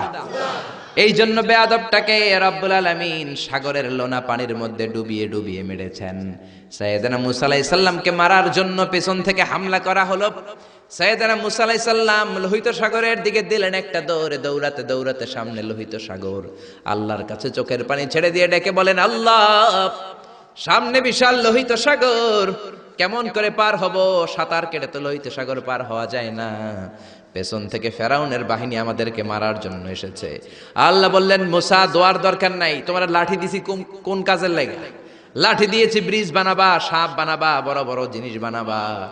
তোমার হাতের লাঠিটা লোহিত সাগরের মধ্যে রেখে দাও, বিশাল রাস্তা আমি এমনিতেই বানিয়ে দেব। সাইয়েদনা মুসা আলাইহিস সালাম লাঠি ফেললেন, লোহিত সাগরের এক মাথা থেকে আরেক মাথা বিশাল রাস্তা। এই লোহিত সাগর আমি অনেকবার গিয়েছি। Red Sea, it's a border sea between KSA, the Kingdom of Saudi Arabia, and the Arab Republic of Egypt. মিশর এবং সৌদি আরবের মাঝখানে বর্ডার সাগর, এটা লোহিত সাগর। এটার এই মাথায় দাঁড়ালে ওই মাথায় সৌদি আরব। সুবহানাল্লাহ কইবেন না? জেদ্দা নগরী। এই লোহিত সাগরে ফেরাউন ডুবে মরেছে। অনেকে বলে নীল নদে ডুবে মরেছে, ভুয়া কথা। আমি ফেরাউনের দেশের মানুষ মিয়া, এই তথ্য আমার কাছ থেকে শুনেন। আমি ফেরাউনের দেশে ছিলাম 5 বছর, নীল নদের পানি খেয়েছি আমি 5 বছর। সরাসরি নীল নদ থেকে নিয়ে খাই নাই। আবার মিশরের সরকার রিফাইনিং করে, পরিশোধন করে পাইপলাইনের মাধ্যমে গোটা মিশরে ছড়িয়ে দিয়েছে। নীল নদ লম্বায় সবচেয়ে বড়, আড়াআড়িতে বড় নয়। আপনি ভালো সাঁতার জানলে আড়াআড়ি পাশের দিক থেকে আপনি নীল নদকে ক্রস করে ওদিকে চলে যেতে পারবেন। কিন্তু লম্বা এটা 6695 কিলোমিটার লম্বা, পৃথিবীর সবচেয়ে বড় নদ। এটা জান্নাতের নদ। বিশ্বনবী যখন মেরাজে গেলেন, 2টা নদী সিদরাতুল মুনতাহা থেকে জান্নাতে চলে যায়, আর 2টা নদী জান্নাত থেকে পৃথিবীর দিকে নামে। বিশ্বনবী ডেকে বললেন, জিব্রাইল, যেই 2টা নদী জান্নাত থেকে দুনিয়ায় নামে, এই নদীটার নাম কি? বিশ্বনবী বললেন, একটা ইরাকের ফোরাত নদী, আর একটা হলো আপনার ভাই মুসার দেশ মিশরের নীল নদী। কোন সুবহানাল্লাহ। ফেরাউন বলল, আমি জীবনে মুসারে আসতে দিব না পৃথিবীতে। আল্লাহ বললেন, তোর ঘরে আমি মুসারে বড় করে ছাড়বো। কোন ঠিক কিনা? মুসার মা মুসা আলাইহিস সালামকে সিন্ধুকে করে এই নীল নদে ভাসিয়ে দিয়েছেন। ফেরাউন এই নীল নদে মরে নাই, সে মরেছে লোহিত সাগরে মরে। বিশাল লোহিত সাগরে রাস্তা হয়ে গেল। সাইয়েদনা মুসা আলাইহিস সালাম আল্লাহর শুকরিয়া করে বনি ইসরাইলের মুমিন বান্দাদেরকে নিয়ে, তার কর্মীদেরকে নিয়ে, তার অনুসারীদেরকে নিয়ে, তার সদস্যদেরকে নিয়ে রওনা হলেন। দৌড়াতে দৌড়াতে লোহিত সাগরের এই মাথা থেকে ওই মাথা চলে গেলেন। ফেরাউন ইন দ্য মিন টাইমে চলে এসেছে তার বাহিনী নিয়ে। এসে দেখে মাশাআল্লাহ এত সুন্দর রাস্তা, বিশাল ব্রিজ, চমৎকার শক্ত ব্রিজ। বাঁশ টাস দেওয়া হয় নাই, যে ব্রিজের ভিতরে দেওয়া হয়েছে শক্ত রড। এই ব্রিজ দেখে তো মহা খুশি, মনে হয় যেন ওর বাবার টাকায় ব্রিজ বানানো হয়েছে। সে অর্ডার করলো, march on the bridge, march on my soldiers on the bridge and try to reach মুসাস। আমার এই সামনের ব্রিজটা পার হয়ে যাও, মুসাকে খপ করে ধরে নাও, আল্লাহকে দ্বারা ধরাইতেছি আমি। ফেরাউনের অর্ডার শুনে সেনাবাহিনীরা লেফট রাইট করে মার্চ করতে শুরু করলো। যেতে যেতে ব্রিজের এই মাথা থেকে ফেরাউন সহ সৈনিকেরা যেতে যেতে ব্রিজের মাঝ বরাবর যখন চলে এসেছে, আল্লাহ মুসারে ডেকে বললেন, ও মুসা, অ্যাকশন নেবার মনে চায় কিনা? মুসা নেই বললেন, মনে চায়। অনেক জ্বালাইছে বেয়াদবটা আমারে, ঘুমাইতে দেয় নাই, খাইতে দেয় নাই, খালি হামলা চালায়। এখনো এরকম মুসলমানদের ঘরে ঘরে হামলা আছে না নাই? ঘরে ঘুমাতে পারে না, নিজ এলাকায় থাকতে পারে না, অন্য থানায় চলে যায়, অন্য গ্রামে চলে যায়, রাতের ঘুম নাই, আত্মীয় স্বজনের সাথে দেখা নাই। দুনিয়ার বুকে কষ্ট করে যাও, জান্নাতের দরজা আল্লাহ তোমাদের জন্য খুলে রেখেছে। আল্লাহ বললেন, অ্যাকশন নিবার মন চায় কিনা মুসা? মুসা বললেন, অবশ্যই। আল্লাহ বললেন, অ্যাকশন নিতে চাইলে আর দেরি করা যাবে না, লাঠিটা তোলো। সুবহানাল্লাহ কইবেন না? মুসা আলাইহিস সালাম লাঠি তুললেন। লাঠি তোলার সাথে সাথে লোহিত সাগরের এই মাথা থেকে ওই মাথার বিশাল ব্রিজ, পুরো ব্রিজটাইকে ভ্যানিশ করে দিল কে? আল্লাহ। উদাও, কোনো ব্রিজ নাই, শূন্যের মধ্যে সবগুলো থপাস থপাস করে পানিতে পড়তে শুরু করেছে। ও মিয়া, লোহিত সাগর এটা বাংলাদেশের পদ্মা যমুনার মতো হবে মনে হয়? তাহলে মেঘনা নদীর মতো, ব্রহ্মপুত্র, কপোতাক্ষ নদ, বিশাল বড় সাগর, কোন কুল কিনারা পায় না। আবার মেঘনা নদীর মতো হলে মিঠা পানির পানি গিলে গিলে খাওয়া যেত। সাগরের পানি কি মিঠা পানি নাকি লোনা পানি? এই সুন্দর ফুল সুন্দর ফল, মিঠা নদীর পানি, আল্লাহ তোমার মেহেরবানি। মিঠা নদীর পানি হলে খেয়ে ফেলতো, কিন্তু লোহিত সাগরের লোনা পানি, লবণ পানি আর খেতে পারে না। এক ঢোক ভিতরে যায়, বমি করে 2 ঢোক ফালায়। খেতে খেতে খেতে খেতে ফেরাউনের পেটটা এত বড় হয়েছে, আজীবন খেয়েছে মানুষের বাড়ির লাউ, অন্যের বাড়ির কদু, অন্যের বাড়ির খাসির রান। আজকে বেয়াদবের বাচ্চাটারে লোহিত সাগরের লবণের পানির মধ্যে চুবায় কে? আল্লাহ। পানি খেতে খেতে পেট এত বড়। এবার হাত তুলে কয়, আমি ভালো মানুষ। কি বলে? আমি ভালো মানুষ, আমি ঈমান আনলাম। বনি ইসরাইলের লোকেরা যার প্রতি ঈমান এনেছে, মুসার রব, হারুনের রব, ওই আল্লাহর ছাড়া আমি কাউরে মানি না। কত ভালো মানুষ দেখছেন। আল্লাহ বললেন, no, the time is up, the time is up, I never accept your ঈমান নাও। এখন তোর ঈমান আমি কবুল করব না। জিব্রাইল রে বললেন, ওর মাথাটা একটু ঠাইসা ধর, আর একটু জুবা দিয়া, আর একটু লোনা পানি খাওয়া। জিব্রাইল কিছুই করলেন না, ওইটা তো এমনি শুধু ভাসতেছে, মাথাটা একটু ঠেসে ধরলেন, আর কয়েক ঢোক পেটের ভিতরে ঢুকায় দিল কে? আল্লাহ বললেন, ফালইয়াউমা নুনাজ্জিকা বিবাদানিকা লিতাকুনা লিমান খালফাকা আয়া। ও ফেরাউন, তুই মরে গেলি, কিন্তু তোর লাশকে আমি মারবো না। তোর লাশটা গলবে না, পচবে না, কোনো কীট পতঙ্গ তোরে খাবে না, কোন তিমি মাছ তোর দেহের মধ্যে তার জিহ্বা লাগাবে না। কিয়ামত পর্যন্ত তোর চাচাতো ভাই, খালাতো ভাইদের জন্য তোর দেহটারে আমি শুটকি বানিয়ে রাখলাম। আজও ফেরাউনের লাশটা রয়ে গিয়েছে। আমি নিজ চোখে ফেরাউনের লাশ দেখেছি। মিশরের রাজধানী কায়রোর তাহরির স্কয়ারে তাদের যে মিউজিয়াম, ন্যাশনাল মিউজিয়ামের রয়্যাল মমিস চেম্বারে, আমরা তো আজহারের ছাত্র, ফ্রিতে ঢুকতাম, ফ্রি ঢুকছি, ফ্রি লাশ দেখেছি। পুরো দেহটাকে ব্যান্ডেজ করে রাখা হয়েছে। ফেরাউনের চারদিক দিয়ে আমি ঘুরলাম, এমনি রয়েছে, এমনি। আমি কই, ফেরাউন চাচা কেমন আছো? কোনো কথা নাই। আমি বললাম, আমাদের লিডার মুসারে তুমি কম জ্বালাও নাই, গ্লাসের মধ্যে তুমি আটকানো। যদি তুমি গ্লাসের ভিতরে না থাকতা, তোমার ঠ্যাং হাত একটাও থাকতো না। কোন ঠিক কিনা? ফেরাউনরে যদি আপনারা পাইতেন এই কসবা এলাকায়, ব্রাহ্মণবাড়িয়ায়, কি করতেন? আমনাগো যাওয়া লাগবে না, আমগো কোনো মাহফিলের মহিলা প্যান্ডেলের পাশ দিয়ে যাইতে পারলেই হইব। বেডিরা ধইরা একেবারে সাইজ করে দিবে। জোরে বলেন ঠিক কিনা?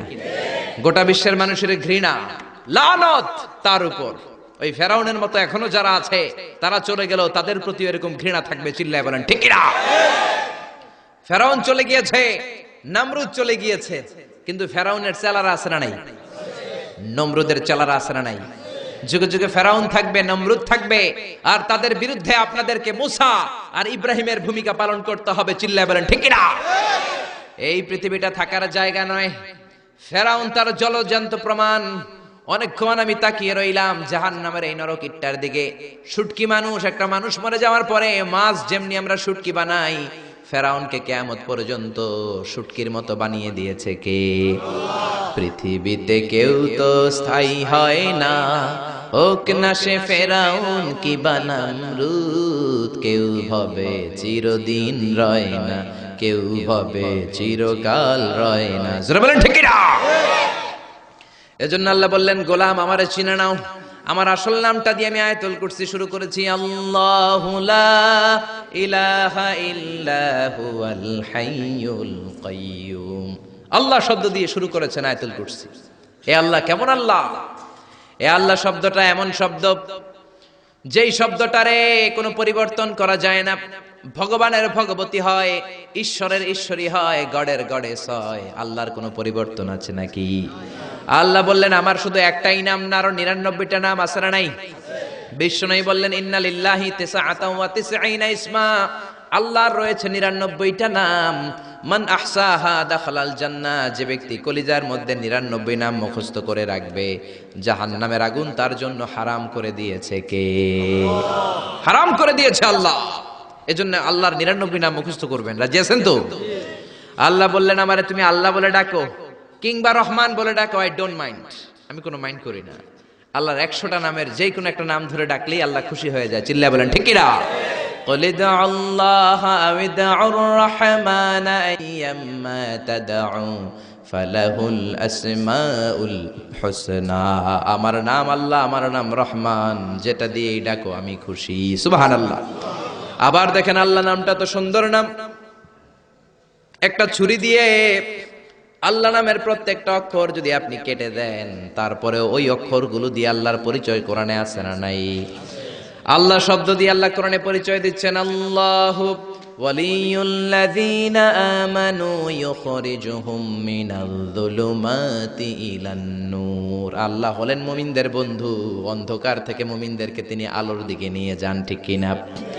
এবার আল্লাহ শব্দের আলিফ আপনি কেটে দিলেন। আল্লাহ শব্দের আলিফ কেটে দিলে থাকে কি? কোরআনের পাতায় পাতায় লিল্লাহ দিয়ে আল্লাহ আল্লাহর পরিচয় দিয়েছেন। জোরে বলেন ঠিক কিনা? লিল্লাহি মা ফিস সামাওয়াতি ওয়া মা ফিল আরদি ওয়া হুয়া আলা কুল্লি শাইইন কাদির। এবার লিল্লাহ শব্দের লামটা যদি আপনি ছুরি দিয়ে কেটে দেন, থাকে লাহু। লাহু দিয়ে কোরআনে আল্লাহর পরিচয় আছে না নাই? লাহুল মুলকু ওয়া লাহুল হামদু ওয়া হুয়া আলা কুল্লি শাইইন কাদির। এবার লাহুর লাম যদি কেটে দেন থাকবে হু, হু দিয়ে মনে আল্লাহর পরিচয় নাই, আছে না নাই? পড়েন সবাই, হুয়াল্লাহুল্লাযী লা ইলাহা ইল্লাহু আলিমুল গায়বি ওয়াশ শাহাদাতি হুয়ার রহমানুর রহিম। চিল্লায় পড়েন আল্লাহু আকবার। আমার আল্লাহ আমাদের সবচাইতে কাছের, জোরে বলেন ঠিক কিনা?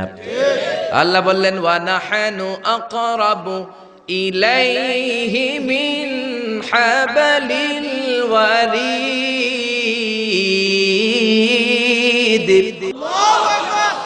আমি আমার বান্দার শাহরগ কণ্ঠনালী, যেখানে শ্বাসনালী রয়েছে, ওই শ্বাসনালীর রগের চাইতো বান্দার বেশি কাছে থাকি। কোন সুবহানাল্লাহ। আমরা বললাম আল্লাহ আপনি যদি কাছে থাকেন আপনারা দেখি না কেন? এই শাহরগের কাছে আল্লাহ, আকরাব অনেক কাছে, তো কাছে থাকলে দেখি না কেন? আল্লাহ বললেন গোলাম আমারে দেখা যায় না, আমি সবাইরে দেখি কিন্তু আমারে কেউ দেখে না। কোন সুবহানাল্লাহ।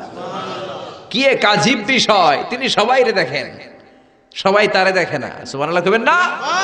লা তুদরিকুহুল আবসার ওয়া হুয়া ইউদরিকুল আবসার ওয়া হুয়াল লাতীফুল খাবীর। লা তুদরিকুহুল আবসার, গোটা বিশ্বের কোন চোখ আল্লাহরে দেখে না, কিন্তু আল্লাহর চোখ সবাইরে দেখে। চিল্লায় বলেন ঠিক কি না? মুসা আলাইহিস সালাম আল্লাহরে ডেকে বললেন আল্লাহ রব্বি আরিনি আনজুর ইলাই। কেউ আপনারে দেখুক না দেখুক এটা আমার বিষয় না, আমি দেখে ছাড়ুম। রব্বি আরিনি আনজুর ইলাইক, ও রব আমি আপনারে দেখতে চাই। আল্লাহ বললেন না না মুসা দেখতে পাবা না। লান তারানি never you can see me মুসা। ও মুসা দুনিয়ার চোখ দিয়ে আমারে দেখা যায় না। জান্নাতে আসবা, আমার মেহমান হবা। জান্নাতের কনফারেন্স রুমে তোমরা যখন বসবা, আমার ৭০,০০০ নূরের পর্দা আমি তোমাদের জন্য সেদিন খুলে দেব। সেদিন আমাকে তোমরা দেখবা। মুসা আলাইহিস সালাম বললেন না রব্বি আরিনি আনজুর ইলাইক, আমি এখনই দেখব। এই পৃথিবীতে সব নবীদের মধ্যে থেকে মুসা আলাইহিস সালামের মেজাজ ছিল খুব গড়ন। উনি রেগে গেলে, এই মিয়া সাইটটা গেলে মাথার চুলগুলা টুপি পাগড়ি ভেদ করে উপর দিয়ে এরকম খাড়া হয়ে দাঁড়ায় যেত। মুসা আলাইহিস সালাম বললেন রব্বি আরিনি আনজুর ইলাইক, ও আল্লাহ আমি আপনারে দেখতে চাই। আল্লাহ বললেন না মুসা আমারে দেখা যাবে না। আল্লাহ বললেন দেখা যাবে না, মুসাকে আমি দেখেই ছাড়বো। আল্লাহ বলল না না। আল্লাহ বলে নো, মুসা বলে ইয়েস। আল্লাহ বলে নো, মুসা বলে ইয়েস। আল্লাহ কি বলে? মুসা কি বলে? আল্লাহ বলল নো, মুসা কয় ইয়েস। ভেজাল আছে না নাই? আল্লাহ বললেন মুসা ৩ বার নো বললাম, তুমি ৩ বার ইয়েস বললা, তুমি তো ভেজাল লাগাই দিলা মুসা। মুসা আলাইহিস সালাম বললেন ভেজাল টেজাল বুঝি না, আপনারে আমি দেই খাই সারুম। কারণ মুসা আলাইহিস সালাম আল্লাহর আওয়াজ শুনতেন। আপনি কি আল্লাহর আওয়াজ শুনেন? তো আপনার দেখার বাসনা কেমন আর মুসা আলাইহিস সালামের দেখার বাসনা কেমন তো একরকম নয়। উনি তো আল্লাহর আওয়াজটা শুনতেন। ওয়া কাল্লামাল্লাহু মুসা তাকলিমা, without any media, without any via, আল্লাহ সরাসরি মুসার সাথে কথা বলতেন। জোরে করে আল্লাহু আকবার। উনি প্রতিদিন আল্লাহর সাউন্ডটা শুনেন।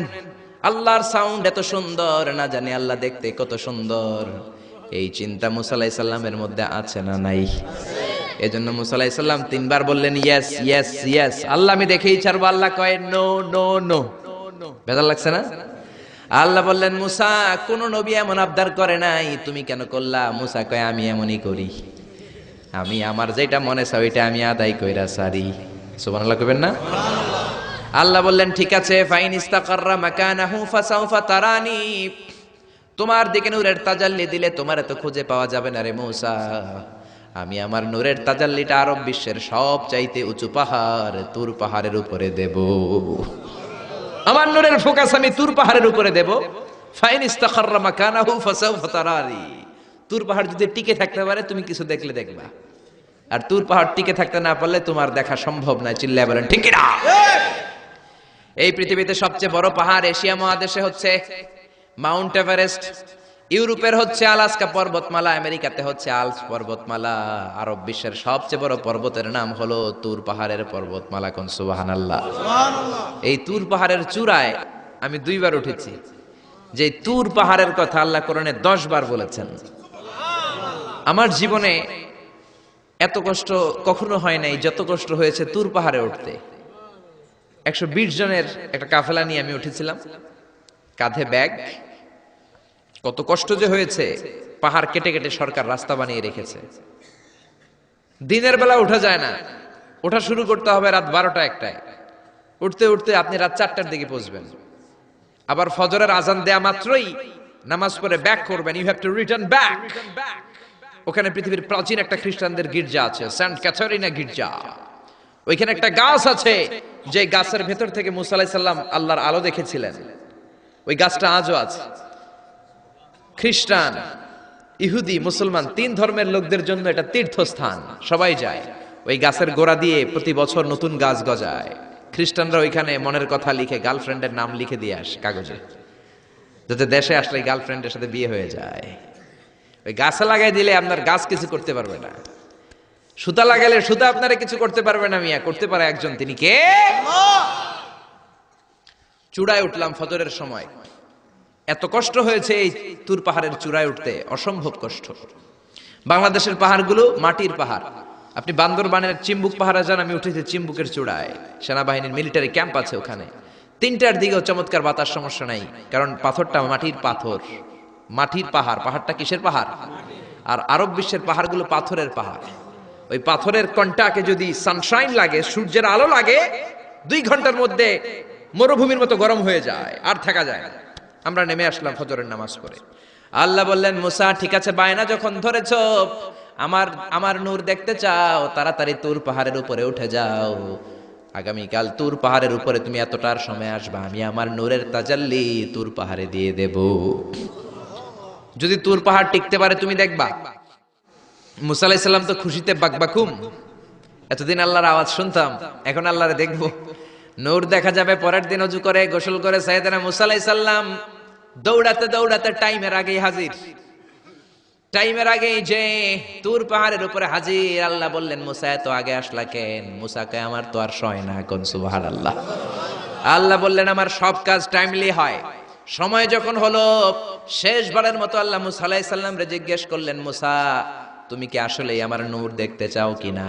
কারণ খেলাটা সাধারণ কোনো খেলা নয়, এটা বিপিএল এর খেলা নয়, আইপিএল এর নয়, এটা মুসার সাথে বিশ্ব গভর্নমেন্টের খেলা, ঠিক না? খেলার মাঝখানে যে যদি বলে আমি খেলবো না, তাহলে কিন্তু হবে না রে মুসা।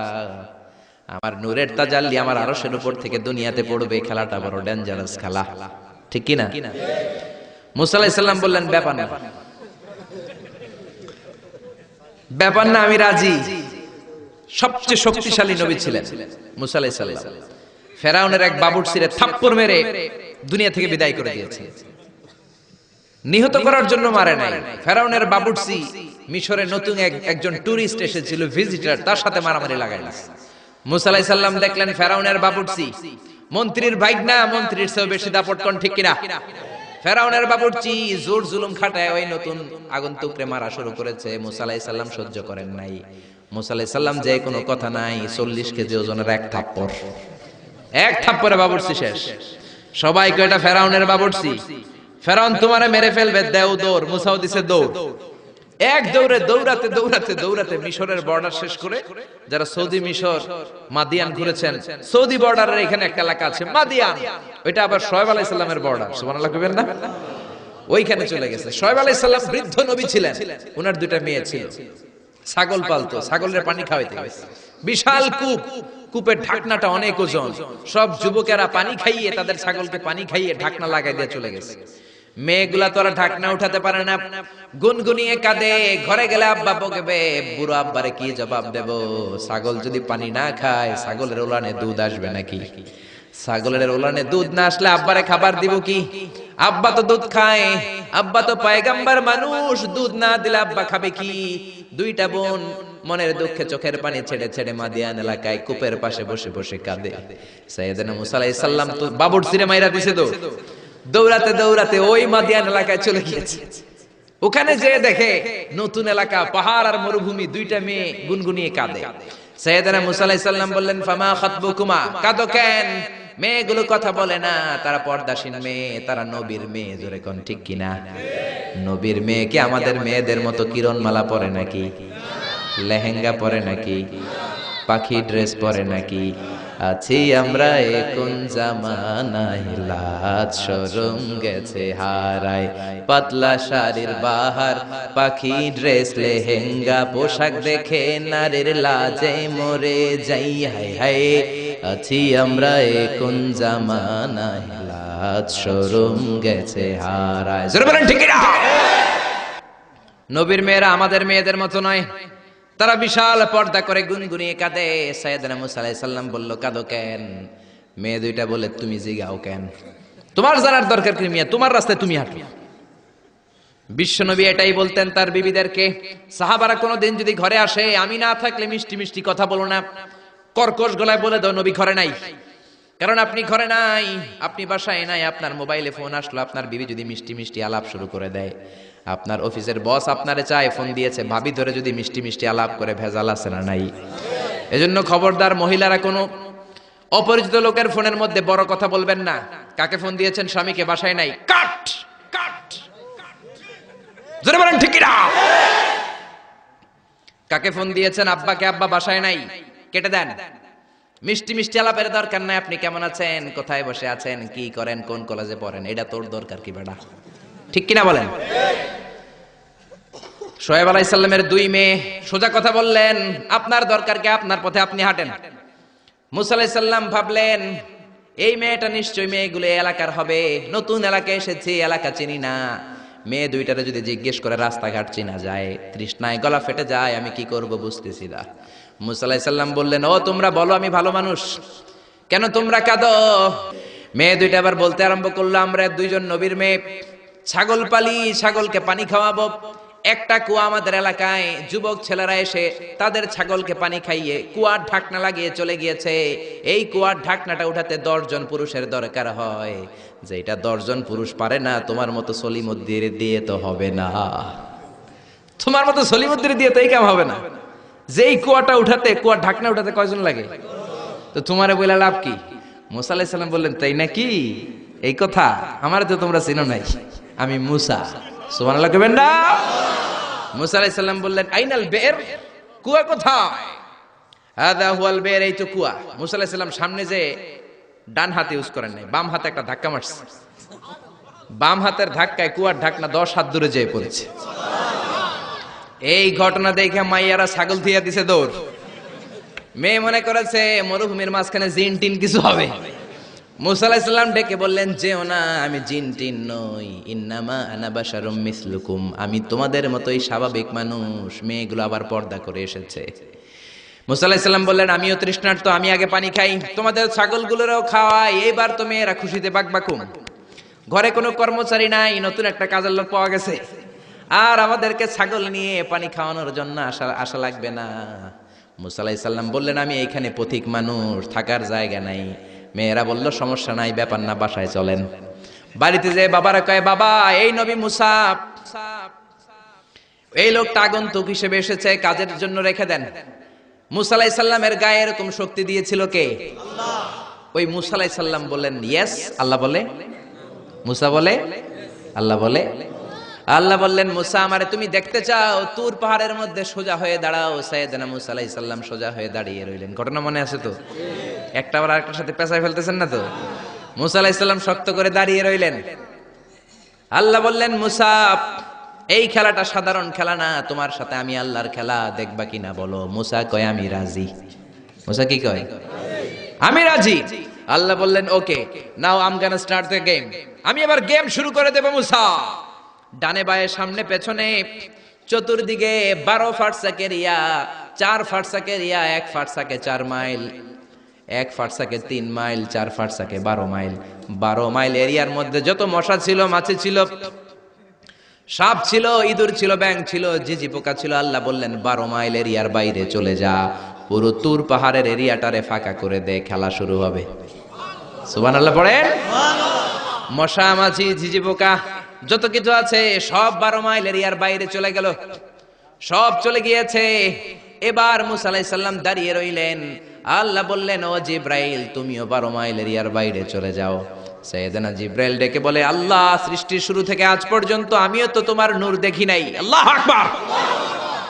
সিদরাতুল মুনতাহার এইখানে কান লাগিয়ে তোমার আদেশগুলো শুনি, তোমার অর্ডারগুলো নবীদের কাছে আমি উপর থেকে পৌঁছে দেই। আমিও তো তোমার নূর দেখি নাই, আমার ভাই মুসা নবীর সাথে আমিও যদি একটু নূর দেখতে পারি, সমস্যাটা কোথায়? আল্লাহ বললেন না, সমস্যা আছে, কারণ খেলা তো তোমার সাথে আমার না, খেলা আল্লাহর সাথে। মুসার জোরে কোন ঠিক না? তুমিও 12 মাইল এরিয়ার বাইরে চলে যাও। চলে গেল। এরপরে মুসা আলাইহিস সালাম বললেন, আল্লাহ এবার আমি রেডি। আল্লাহ বলল, আমি তো রেডি না, কারণ তোমার দুই কাঁধের মধ্যে দুইটা ফেরেশতা আছে না নাই? কিরামান কাতিবিনা ইয়ালামুনা মা তাফআলুন। ও কিরামান কাতিবিন, খেলা শেষ হওয়া পর্যন্ত তোরাও একটু চলে যা। কিরামান কাতিবিনও নাই। এবার আল্লাহ 12 মাইল এরিয়ার মধ্যে স্পেশাল সিকিউরিটি ফোর্স এঞ্জেল পাঠালেন। ফেরেশতারা চলে আসলো। তারা হাতের সাথে হাত লাগিয়ে, পায়ের সাথে পা লাগিয়ে 12 মাইল এরিয়ার মধ্যে বিশাল সীসা ঢালা প্রাচীর দেয়াল দিয়ে দিল। আল্লাহু আকবার। খেলার মধ্যে বাউন্ডারির দরকার আছে না নাই? বিশাল 12 মাইলের বাউন্ডারি দিয়ে আল্লাহ বললেন, মুসা শেষবারের মতো জিজ্ঞেস করি, তুমি খেলতে রাজি আছো কিনা? মুসা কয়, ব্যাপার না। শক্ত হয়ে দাঁড়িয়ে রইলেন। আল্লাহ বললেন, ঠিক আছে। রব্বুল আলামিন এবার 12 মাইল এরিয়াটাকে ঘুটঘুটে অন্ধকার করে দিলেন। এত অন্ধকার, মুসা আলাইহিস সালাম নিজের হাত নিজে দেখে না, নিজের শরীরকে নিজে দেখে না। এত ঘুটঘুটে অন্ধকার, অন্ধকার দেখে আশেপাশে কোনো আওয়াজ নাই। এতক্ষণ মশামাছির বনবন ছিল, ঝিঝি পোকার ঝিঝি শব্দ ছিল, এখন কোনো আওয়াজ নাই। মুসা নবীর অন্তরে এবার ভয় ঢুকাই দিছে কে? এবার একটু নড়ে সরে বসছে। ভয় লেগেছে, কিন্তু ওই যে আল্লাহর নূর দেখবে আকাঙ্ক্ষা মনোবল এখনো হারায় নাই। আল্লাহ আবারও বললেন, মুসা রেডি আছো কিনা? মুসা কয়, কি কয়? ওই যে ব্যাপার না। মুসা আলাইহিস সালাম দাঁড়িয়ে রইলেন। তিনি বললেন, ইয়েস, আমি দেখব। এবার আল্লাহ মুসা আলাইহিস সালামের চোখের পাওয়ার বাড়িয়ে দিলেন। আল্লাহ বললেন, তোমার চোখের জ্যোতি আমি বাড়িয়ে দিলাম। ঊর্ধ্ব জগতের জিনিস এখন তুমি দেখবা, ঊর্ধ্বাকাশের জিনিস দেখবা। উপরের দিকে তাকাও। 12 মাইল এরিয়াকে অন্ধকার দূর করে আলোময় করে দিলেন। এবার সাইয়েদনা মুসা আলাইহিস সালামের চোখে এত পাওয়ার, উপরের দিকে তাকিয়ে সব দেখতে পেলেন। কোন সুবহানাল্লাহ। তাকিয়ে দেখলেন প্রথম আকাশের মহাশূন্য, তারপরে প্রথম আকাশ। আমরা যেটা দেখি এটা কিন্তু প্রথম আকাশ না। আপনি জীবনও আকাশ দেখেন নাই। আকাশ কি এত কাছে? আপনি যা দেখেন it's a space, open space. প্রথম আকাশের মহাশূন্য, তারপরে প্রথম আকাশ, তারপরে দ্বিতীয় আকাশের মহাশূন্য, তারপরে দ্বিতীয় আকাশ, তারপরে তৃতীয় আকাশের মহাশূন্য, তারপরে তৃতীয় আকাশ। আপনারা সূর্য, চন্দ্র, galaxy, Milky Way, black hole, Proxima Centauri, Alpha Centauri, A Alpha Centauri B, যা দেখেন সব প্রথম আকাশের মহাশূন্যের ভেতরে। চিল্লায় বলেন ঠিক কিনা? মুসা আলাইহিস সালাম তাকিয়ে দেখলেন তারা দেখা যায়। এরপরে প্রথম আকাশ, তারপরে দ্বিতীয় আকাশের মহাশূন্য, তারপরে দ্বিতীয় আকাশ। একটার চেয়ে আরেকটা আকাশ বড়। বলেন ঠিক কিনা?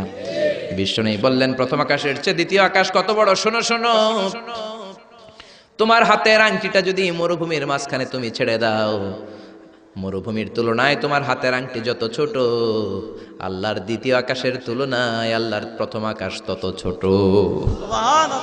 একটার চেয়ে আরেকটা বড়। তিনি সপ্ত আকাশ দেখতে পেলেন। তারপরে দেখলেন সিদরাতুল মুনতাহা, তারপরে তাকিয়ে দেখলেন বাইতুল মামুর। এটা ফেরেশতাদের কিবলা। জোরে কোন ঠিক কিনা? আমরা কাবা ঘরে মক্কায় যে চারিদিকে তাওয়াফ করি, ফেরেশতারা ঠিক কাবার বরাবর উপরে বাইতুল মামুরের চারদিকে তাওয়াফ করে। একসাথে 70,000 ফেরেশতা করে। একবারে 70,000 ফেরেশতা একবার যদি তাওয়াফ করে, কিয়ামত পর্যন্ত দ্বিতীয়বার কোন ফেরেশতা তাওয়াফের চান্স পাবে না। কোন সুবহানাল্লাহ। কোটি কোটি ফেরেশতা সিরিয়াল দিয়ে তাদের কাজ শেষ করে এখানে তাওয়াফের জন্য লাইন দিয়ে থাকে। চিল্লায় বলেন আল্লাহু আকবার। এরপরে সাইয়েদনা মুসা আলাইহিস সালাম তাকিয়ে দেখলেন বিশাল বড় কোরআনের বাড়ি দেখা যায়। বাল হুয়া কোরআনুম মাজিদ ফি লাউহিম মাহফুজ। লাউহে মাহফুজ দেখতে পেলেন। এরপরে তাকিয়ে দেখেন আল্লাহর কুরসি দেখা যায়। তারপরে দেখলেন আল্লাহর আরশ দেখা যায়। তারপরে দেখলেন আল্লাহর 70,000 নূরের পর্দা দেখা যায়। কোন সুবহানাল্লাহ। এবার আল্লাহ নূরের পর্দা থেকে নূরের ফোকাস করবেন। সবচেয়ে ছোট পর্দা হলো প্রথম পর্দাটা। রব্বুল আলামিন বললেন, মুসা তুমি শেষবারের লাস্ট ডেস্টিনেশনে, শেষ স্টেশনে চলে এসেছো। এবার যদি তুমি আমার নূর দেখতে চাও দেখাবো, তুমি দেখতে না চাইলে খেলা বন্ধ করে দিব। দেখতে চাও কিনা? মুসা বলে, আমি দেখতে চাই। রব্বুল আলামিন মুসার কথা শুনে এবার নূরের পর্দা থেকে নূরের ফোকাস দিবেন। কতটুকু দিবেন? মুফাসসির হয়রান হয়ে গিয়েছেন। ব্যাখ্যায় কি বলবেন? কেউ কেউ বলেছেন মিসলা উন্মুলাতিল খুনসার। এই যে আমরা কানি আঙ্গুল বলি না, এটারে আরবিতে এটার বলে খেনসার, এটার বলে ইবহাম, এটার বলে সাব্বাবা, এটার বলে উস্তা, এটা বিনসার, এটা খেনসার। ইবহাম সাব্বাবা আমরা বলি শাহাদাত আঙ্গুল, আরবিতে বলে সাব্বাবা, এটার বলে উস্তা, এটার বলে বিনসার, এটার বলে খেনসার। মুফাসসিরিন একরাম বলেন খেনসার আঙ্গুল পরিমাণ। এই আঙ্গুলের কানি আঙ্গুলের সামনে যতটুকু পরিমাণ, ওই পরিমাণ জায়গা আল্লাহ 70,000 নূরের পর্দা নয়, শুধুমাত্র প্রথম পর্দাটা এতটুকু ফাঁক করেছে। আবার কোন কোন মুফাসসিরিন বলেছেন না না, এত বেশি না, একটা সুইয়ের পেছনে যত ছিদ্র, সুইয়ের ভেতরে সুতা ঢোকানোর জন্য যতটুকু ছিদ্র লাগে ততটুকু ছিদ্র আল্লাহ আলাদা করে তিনি ফোকাস করেছেন। ফালাম্মা তাজাল্লা রাব্বুহু লিল জাবালি জাআলাহু দাক্কাও ওয়া খাররা মূসা সাইকা। রব্বুল আলামিন নূরের তাজাল্লি যখন তুর পাহাড়ের উপর দিলেন, 1 সেকেন্ডের জন্য নূরের ফোকাস নয়, 1 সেকেন্ড 1000 ভাগ করলে হয় 1 মাইক্রোসেকেন্ড, 1 মাইক্রোসেকেন্ড 1000 ভাগ করলে হয় 1 ন্যানো সেকেন্ড। 1 ন্যানো সেকেন্ডের জন্য রব্বুল আলামিন নূরের ফোকাস দিলেন। কোন সুবহানাল্লাহ। ওই নূরের ফোকাস পে ফালাম্মা তাজাল্লা রাব্বুহু লিল জাবালি জাআলাহু দাক্কা ওয়া খাররা মূসা সাইকা, মুহূর্তের মধ্যে বিশাল সিলসিলাত তুরে সাইরা আল্লাহর নূরের তাজাল্লিতে জ্বলে পুড়ে মেসাকার হয়ে যায়। মূসা আলাইহিস সালাম কি আর দেখবে, এটা তো 1 সেকেন্ডও না। 1 সেকেন্ডে 1000 ভাগ করলে 1 মাইক্রোসেকেন্ড, 1 মাইক্রোসেকেন্ডকে 1000 ভাগ করলে 1 ন্যানো সেকেন্ড। 1 ন্যানো সেকেন্ডের জন্য নূরের ঝলক মেরেছেন। ওই নূরের ঝলকে তুর পাহাড় জ্বলে যায়। সাইয়েদনা মূসা আলাইহিস সালাম বেহুশ হয়ে পাহাড়ের উপরে পড়ে যায়। কোন সুবহানাল্লাহ। হুশ ফেরার পরে হাত জোর করে আল্লাহর কাছে ক্ষমা চায়, মাবুদ রে, আর জীবনে বায়না ধরবো না, আর জীবনে বলবো না আমি তোমারে দেখতে চাই, জনমের স্বাদ মিটে গেছে। কিছুই দেখতে পারে নাই, এক তাজাল্লিতে বেহুশ হয়ে পড়ে গিয়েছে। চিৎকার করে পড়েন না আল্লাহু আকবার। সে আল্লাহ বলছেন লা তুদরিকুহুল আবসার ওয়া হুয়া ইউদরিকুল আবসার ওয়া হুয়াল লাতীফুল খাবীর। আয়াতুল কুরসি শুরু হয়েছে কোন শব্দ দিয়ে? আল্লাহ শব্দ দিয়ে। আল্লাহ বললেন আল্লাহু লা ইলাহা ইল্লাহু, তিনি ছাড়া কোনো ইলাহ নাই। ইলাহ একজন, মাবুদ একজন, চাইতে হবে তার কাছে। জোরে বলেন ঠিক কিনা? এজন্য খাজা বাবার কাছে নয়, দয়াল বাবার কাছে নয়, পাগলা বাবার কাছে নয়, ল্যাংটা বাবার কাছে নয়, চাইতে হবে কার কাছে? আল্লাহর কাছে চাইবেন, গণকের কাছেও না, জ্যোতিষ বাবার কাছেও না। জোরে কোন ঠিক কিনা? অনেকে জ্যোতিষের কাছে চায়, আছে না নাই? রাশিফল দেখে উল্টা পাল্টা বলে। আপনি আপনার বন্ধুরে নিয়ে গেলেন, বললেন জ্যোতিষ বাবা আমার কোন রাশি, আমার বন্ধুর কোন রাশি? জ্যোতিষ বাবা বলবে তোর ভাল্লুক রাশি, তোর বন্ধুর উল্লুক রাশি। এটার ভাল্লুক রাশি, ওইটার আন্দাজে কথা বলে। এজন্য এদের কাছে চাওয়া যাবে না, চাইতে হবে একজনের কাছে। তিনি কে? তার মানে আয়াতুল কুরসির শুরুতে আল্লাহ তাওহীদের ফোকাস দিলেন। তাওহীদ আপনার জীবনের সবচাইতে দামি জিনিস। তাওহীদ শেষ, আপনি শেষ। তাওহীদের বিপরীত হচ্ছে শিরক। তাওহীদের বিপরীত কি? এই শিরক, এটা ক্যান্সারের চেয়ে ভয়ঙ্কর। ক্যান্সার এত মারাত্মক নয়, শিরক যতটা মারাত্মক। ক্যান্সারের অ্যানসার আছে, শিরকের অ্যানসার নাই। ক্যান্সারের অ্যানসার পাওয়া যায়, শিরকের অ্যানসার পাওয়া যায় না, ঠিক কিনা? ইন্নাল্লাহা লা ইয়াগফিরু আন ইউশরাকা বিহি, আল্লাহ শিরক ছাড়া সব গুনাহকে ক্ষমা করে দিতে পারেন, শিরকের গুনাহ আল্লাহ কখনো ক্ষমা করেন না। কোন ঠিক কিনা? আবার হাদিসে কুদসিতে আল্লাহ বললেন, গোলাম কিয়ামতের দিন পাহাড় পরিমাণ গুনাহ নিয়ে এসেছো, জমিন পরিমাণ গুনাহ নিয়ে এসেছো, ওই গুনার মধ্যে যদি শিরকের গুনাহ না থাকে, আমি পাহাড় পরিমাণ ক্ষমা নিয়ে তোমার দরবারে হাজির হয়ে যাব। এজন্য শিরক করা যাবে না। জোরে বলেন ঠিক কিনা? আল্লাহ বললেন আল্লাহু লা ইলাহা ইল্লাহু, তিনি ছাড়া কোনো ইলাহ নাই। আল হাইয়ুল কাইয়ুম, তিনি হলেন শাশ্বত চিরঞ্জীব। আল হাই মানে দাইমুল হায়াত, দাইমুল বাকা, আজীবন তিনি থাকবেন, তিনি কোনদিন শেষ হবেন না। তিনি হলেন আল হাই। আল হাই মানে দাইমুল বাকা, আজীবন তিনি বেঁচে থাকবেন। সবাই মরে যাবে, তিনি থাকবেন। কোন ঠিক কিনা? কুল্লু মান আলাইহা ফানি ওয়া ইয়াবকা ওয়াজহু রাব্বিকা যুল জালালি ওয়াল ইকরাম ফাবিআইয়ি আলাই রাব্বিকুমা তুকাযযিবান। তিনি অক্ষয়, তিনি অব্যয়, তিনি অনাদি, তিনি অনন্ত, তিনি শাশ্বত, তিনি চিরঞ্জীব, তিনি সদা জাগ্রত, সদা সজাগ। চিল্লায় বলেন ঠিক কিনা? আজীবন তিনি বাঁচবেন, তিনি মরবেন না। এজন্য বলা হয় আল বাকাউ লিল্লাহ। আমাদের দেশে মানুষ মারা গেলে হু হু করে কাঁদা শুরু করে দেয়। আরব দেশে কাঁদে না, তারা কেরাতের সম্মেলন করে। কেউ মারা গেলে 3 দিন পরে কেরাত সম্মেলন করে। এই যে কেরাত সম্মেলন, বিশাল বড় কেরাত সম্মেলনের মধ্যে তারা তাদের মৃত ব্যক্তির জন্য দোয়া করে, কিন্তু আমরা তো এমনটা করি না। আমাদের চিল্লা চিল্লি আছে না নাই? আমারে লইয়া গেল রে, সাইরা গেল রে। মহিলারা কাঁদে বেশি, ঠিক কি না? একেবারে চুল টানাটানি মাটিতে গড়াগড়ি খায়, আছে না নাই?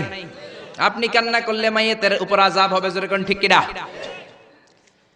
আরবের লোকেরা কেউ মারা গেলে কেরাত সম্মেলন করে আর একে অপরের সাথে কোলাকুলি করে বলে আল বাকাউ লিল্লাহ, বেঁচে থাকবেন একজন, তিনি কে? এই পৃথিবীর সবাই মরে যাবে, কেউ থাকবে না। বাড়িঘর যা আপনি করেছেন, বাড়ির জায়গায় বাড়ি পড়ে থাকবে। যেই বাড়ি আপনি করেছেন এইটা আপনার বাড়ি নয়। আপনার বাড়ি হলে আপনার বাবাও বলতো আমার বাড়ি। আপনার দাদা যখন এই বাড়িতে থাকতো তিনিও বলতো আমার বাড়ি, জোরে কোন ঠিক কিনা? পরের জায়গা পরের বাড়ি, ঘর বাঁধিয়ায় আমি রই, আমি তো সেই ঘরের মালিক নই। পরের জায়গা পরের বাড়ি, ঘর বাঁধিয়ায় আমি রই, আমি তো সেই ঘরের মালিক নই। চিল্লায় বলেন না ঠিক কিনা? সবাই মরে যাবেন, সবাই আমরা মরে যাব। আল্লাহ মালাকুল মাউতকে ডেকে বলবেন, ও মালাকুল মাউত, আর কে কে বেঁচে আছে? মালাকুল মাউত বলবে, কেউ বেঁচে নাই, সব মানুষগুলোরে মেরে ফেললাম। আল্লাহ বলবেন, এবার জিনদেরকে মেরে ফেলো। জিনগুলারও মেরে ফেলা হবে। এবার আল্লাহ ডেকে বলবেন, ইয়া মালাকুল মাউত আখবিরনি মান ইয়াবকা, কে কে বেঁচে আছে বলো। মালাকুল মাউত বলবে, আল্লাহ কেউ বেঁচে নাই, জিনেরাও শেষ। আল্লাহ বলবে, এবার ইবলিস রে ধর। কারে ধর? সবাইকে মারতে যত কষ্ট দিয়েছো, ইবলিসকে ডবল কষ্ট দিয়ে মারো।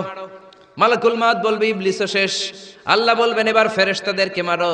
মালাকুল মাউত বলবে, ফেরেশতারাও শেষ। আল্লাহ বলবে, আখবিরনি মান ইয়াবকা, আর কে কে বেঁচে আছে বলো। মালাকুল মাউত বলবে, আল্লাহ শুধুমাত্র 4 জন ফেরেশতা বাকি। চিল্লায় বলেন, কয়জন? জিব্রাইল, ইসরাফিল, মিকাইল আর আমি আজরাইল। আল্লাহ বলবেন, জিব্রাইলের রূহ কবজ করে আনো, মিকাইলের রূহ কবজ করে আনো, ইসরাফিলের রূহ কবজ করে আনো। এবার আল্লাহ বলবেন, ইয়া মালাকুল মাউতি আখবিরনি মান ইয়াবকা, আর কে কে বেঁচে আছে বলো। মালাকুল মাউত বলবে, আল্লাহ মহাবিশ্বে আর কেউ বেঁচে নাই, শুধুমাত্র 2 জন ছাড়া। এক হলেন আপনি, আল হাইয়ুল কাইয়ুম, শাশ্বত চিরঞ্জীব, আপনার কোনো লয় নাই, ক্ষয় নাই, অব্যয় অক্ষয়, সদা জাগ্রত, সদা সজাগ। আর হলাম আমি আপনার হুকুমের গোলাম আজরাইল। এই 2 জন ছাড়া মহাবিশ্বে আর কেউ বেঁচে নাই। আল্লাহ ডেকে বলবেন, আজরাইল সবাইকে তো মারলি, এইবার একটু তুই মর। এবার তুই মর, তুই মর। এই কথা শুনে মালাকুল মাউতের কাঁপুনি ছুটে যাবে। কাঁপতে কাঁপতে ডেকে বলবে, আল্লাহ সবাইকে আমি মারলাম, আমি মরবো কেন? আল্লাহ বলবেন, তুইও মরবি। মালাকুল মাউত বলল, আগে বলেন নাই কেন যে আমিও মরবো? আল্লাহ বললেন, তুই কি জানিস না, কুল্লু নাফসিন যায়িকাতুল মাউত, দুনিয়ার সবাইকে মৃত্যুর স্বাদ নিতে হবে, কোন ঠিক কি না? এজন্য ঘর ঘর কইরেন না মিয়া, এই দামি ঘর আপনার সাথে যাবে না। সুন্দর জামা পরে রইলেন, এটা দুনিয়ার জন্য, কবরে কিন্তু যাবে না। দামি ঘড়ি পরে রইলেন, ঘড়ি যাবে না। চোখে চশমা দিয়ে রইলেন, চশমাটা যাবে না। দামি টয়লেট বানালেন, ফিটিংস বানালেন, আপনার শেষ গোসলটা আপনার টয়লেটে হবে না। আপনার দামি ফিটিংস দিয়ে বানানো আপনার চমৎকার টয়লেটের মধ্যে 20টা বছর দামি এই টয়লেটের মধ্যে টাইলস করা টয়লেটে গোসল করলেন, আপনার শেষ গোসলটাকে আপনার টয়লেটে হবে নাকি? আপনার দামি ফিটিংস দেয়া টয়লেটের মধ্যে গোসলখানায় আপনার শেষ গোসল হবে না। যেখানে মুর্দা ধোয়া হয়, মরা ধোয়া হয়, ওই জায়গায় আপনার গোসল হবে, ঠিক কি না? আল্লাহ ডেকে বলবেন, মালাকুল মাউত আখবিরনি মান ইয়াবকা, কে কে বেঁচে আছে বল। আল্লাহ, আমি ছাড়া আর কেউ নাই। আল্লাহ বলবে, তুই মর, তুই মর। শুনে কাঁপতে কাঁপতে ডেকে বলবে, আল্লাহ সৃষ্টির শুরুতে যদি আমি জানতাম আমাকেও একদিন মরতে হবে, তাহলে এই মৃত্যু ফেরেশতার দায়িত্ব নিতে আমি ক্ষমা চাইতাম। আমি বলতাম, আমার ভাই জিব্রাইল রে আপনি মালাকুল মাউত বানিয়ে দেন, আমাকে আপনি জিব্রাইলের ওহী বন্টনের দায়িত্ব দেন, কিংবা ইসরাফিলের দায়িত্ব, সিংহায় ফুৎকার দায়িত্বটা আপনি আমারে দেন। ইসরাফিল রে মালাকুল মাউত বানিয়ে দেন, কিংবা আপনি মিকাইলের বৃষ্টি বন্টন করার দায়িত্বটা আমারে দিয়ে দেন, মিকাইলকে আপনি আজরাইল বানিয়ে দেন। আল্লাহ বলবেন, কথা নাই। জান্নাত জাহান্নামের মাঝ বরাবর যে দাঁড়া, জান্নাত জাহান্নামের মাঝ বরাবর যে একটা জায়গা আছে, জায়গাটার নাম হলো আরাফ। ওইখানে কাঁপতে কাঁপতে কাঁপতে দাঁড়াবে। আল্লাহ বলবেন, মালাকুল মাউত কথা বলে আর কেঁপে লাভ নাই, মরতে তোমাকে হবেই। মুত ইয়া মালাকুল মাউত, মর, মরে যা। এক ধমক দেওয়ার সাথে সাথে চিৎকার মেরে মালাকুল মাউত জান্নাত জাহান্নামের মাঝখানে বিকট একটা চিৎকার মেরে বেহুশ হয়ে ওইখানেই মরে যাবে।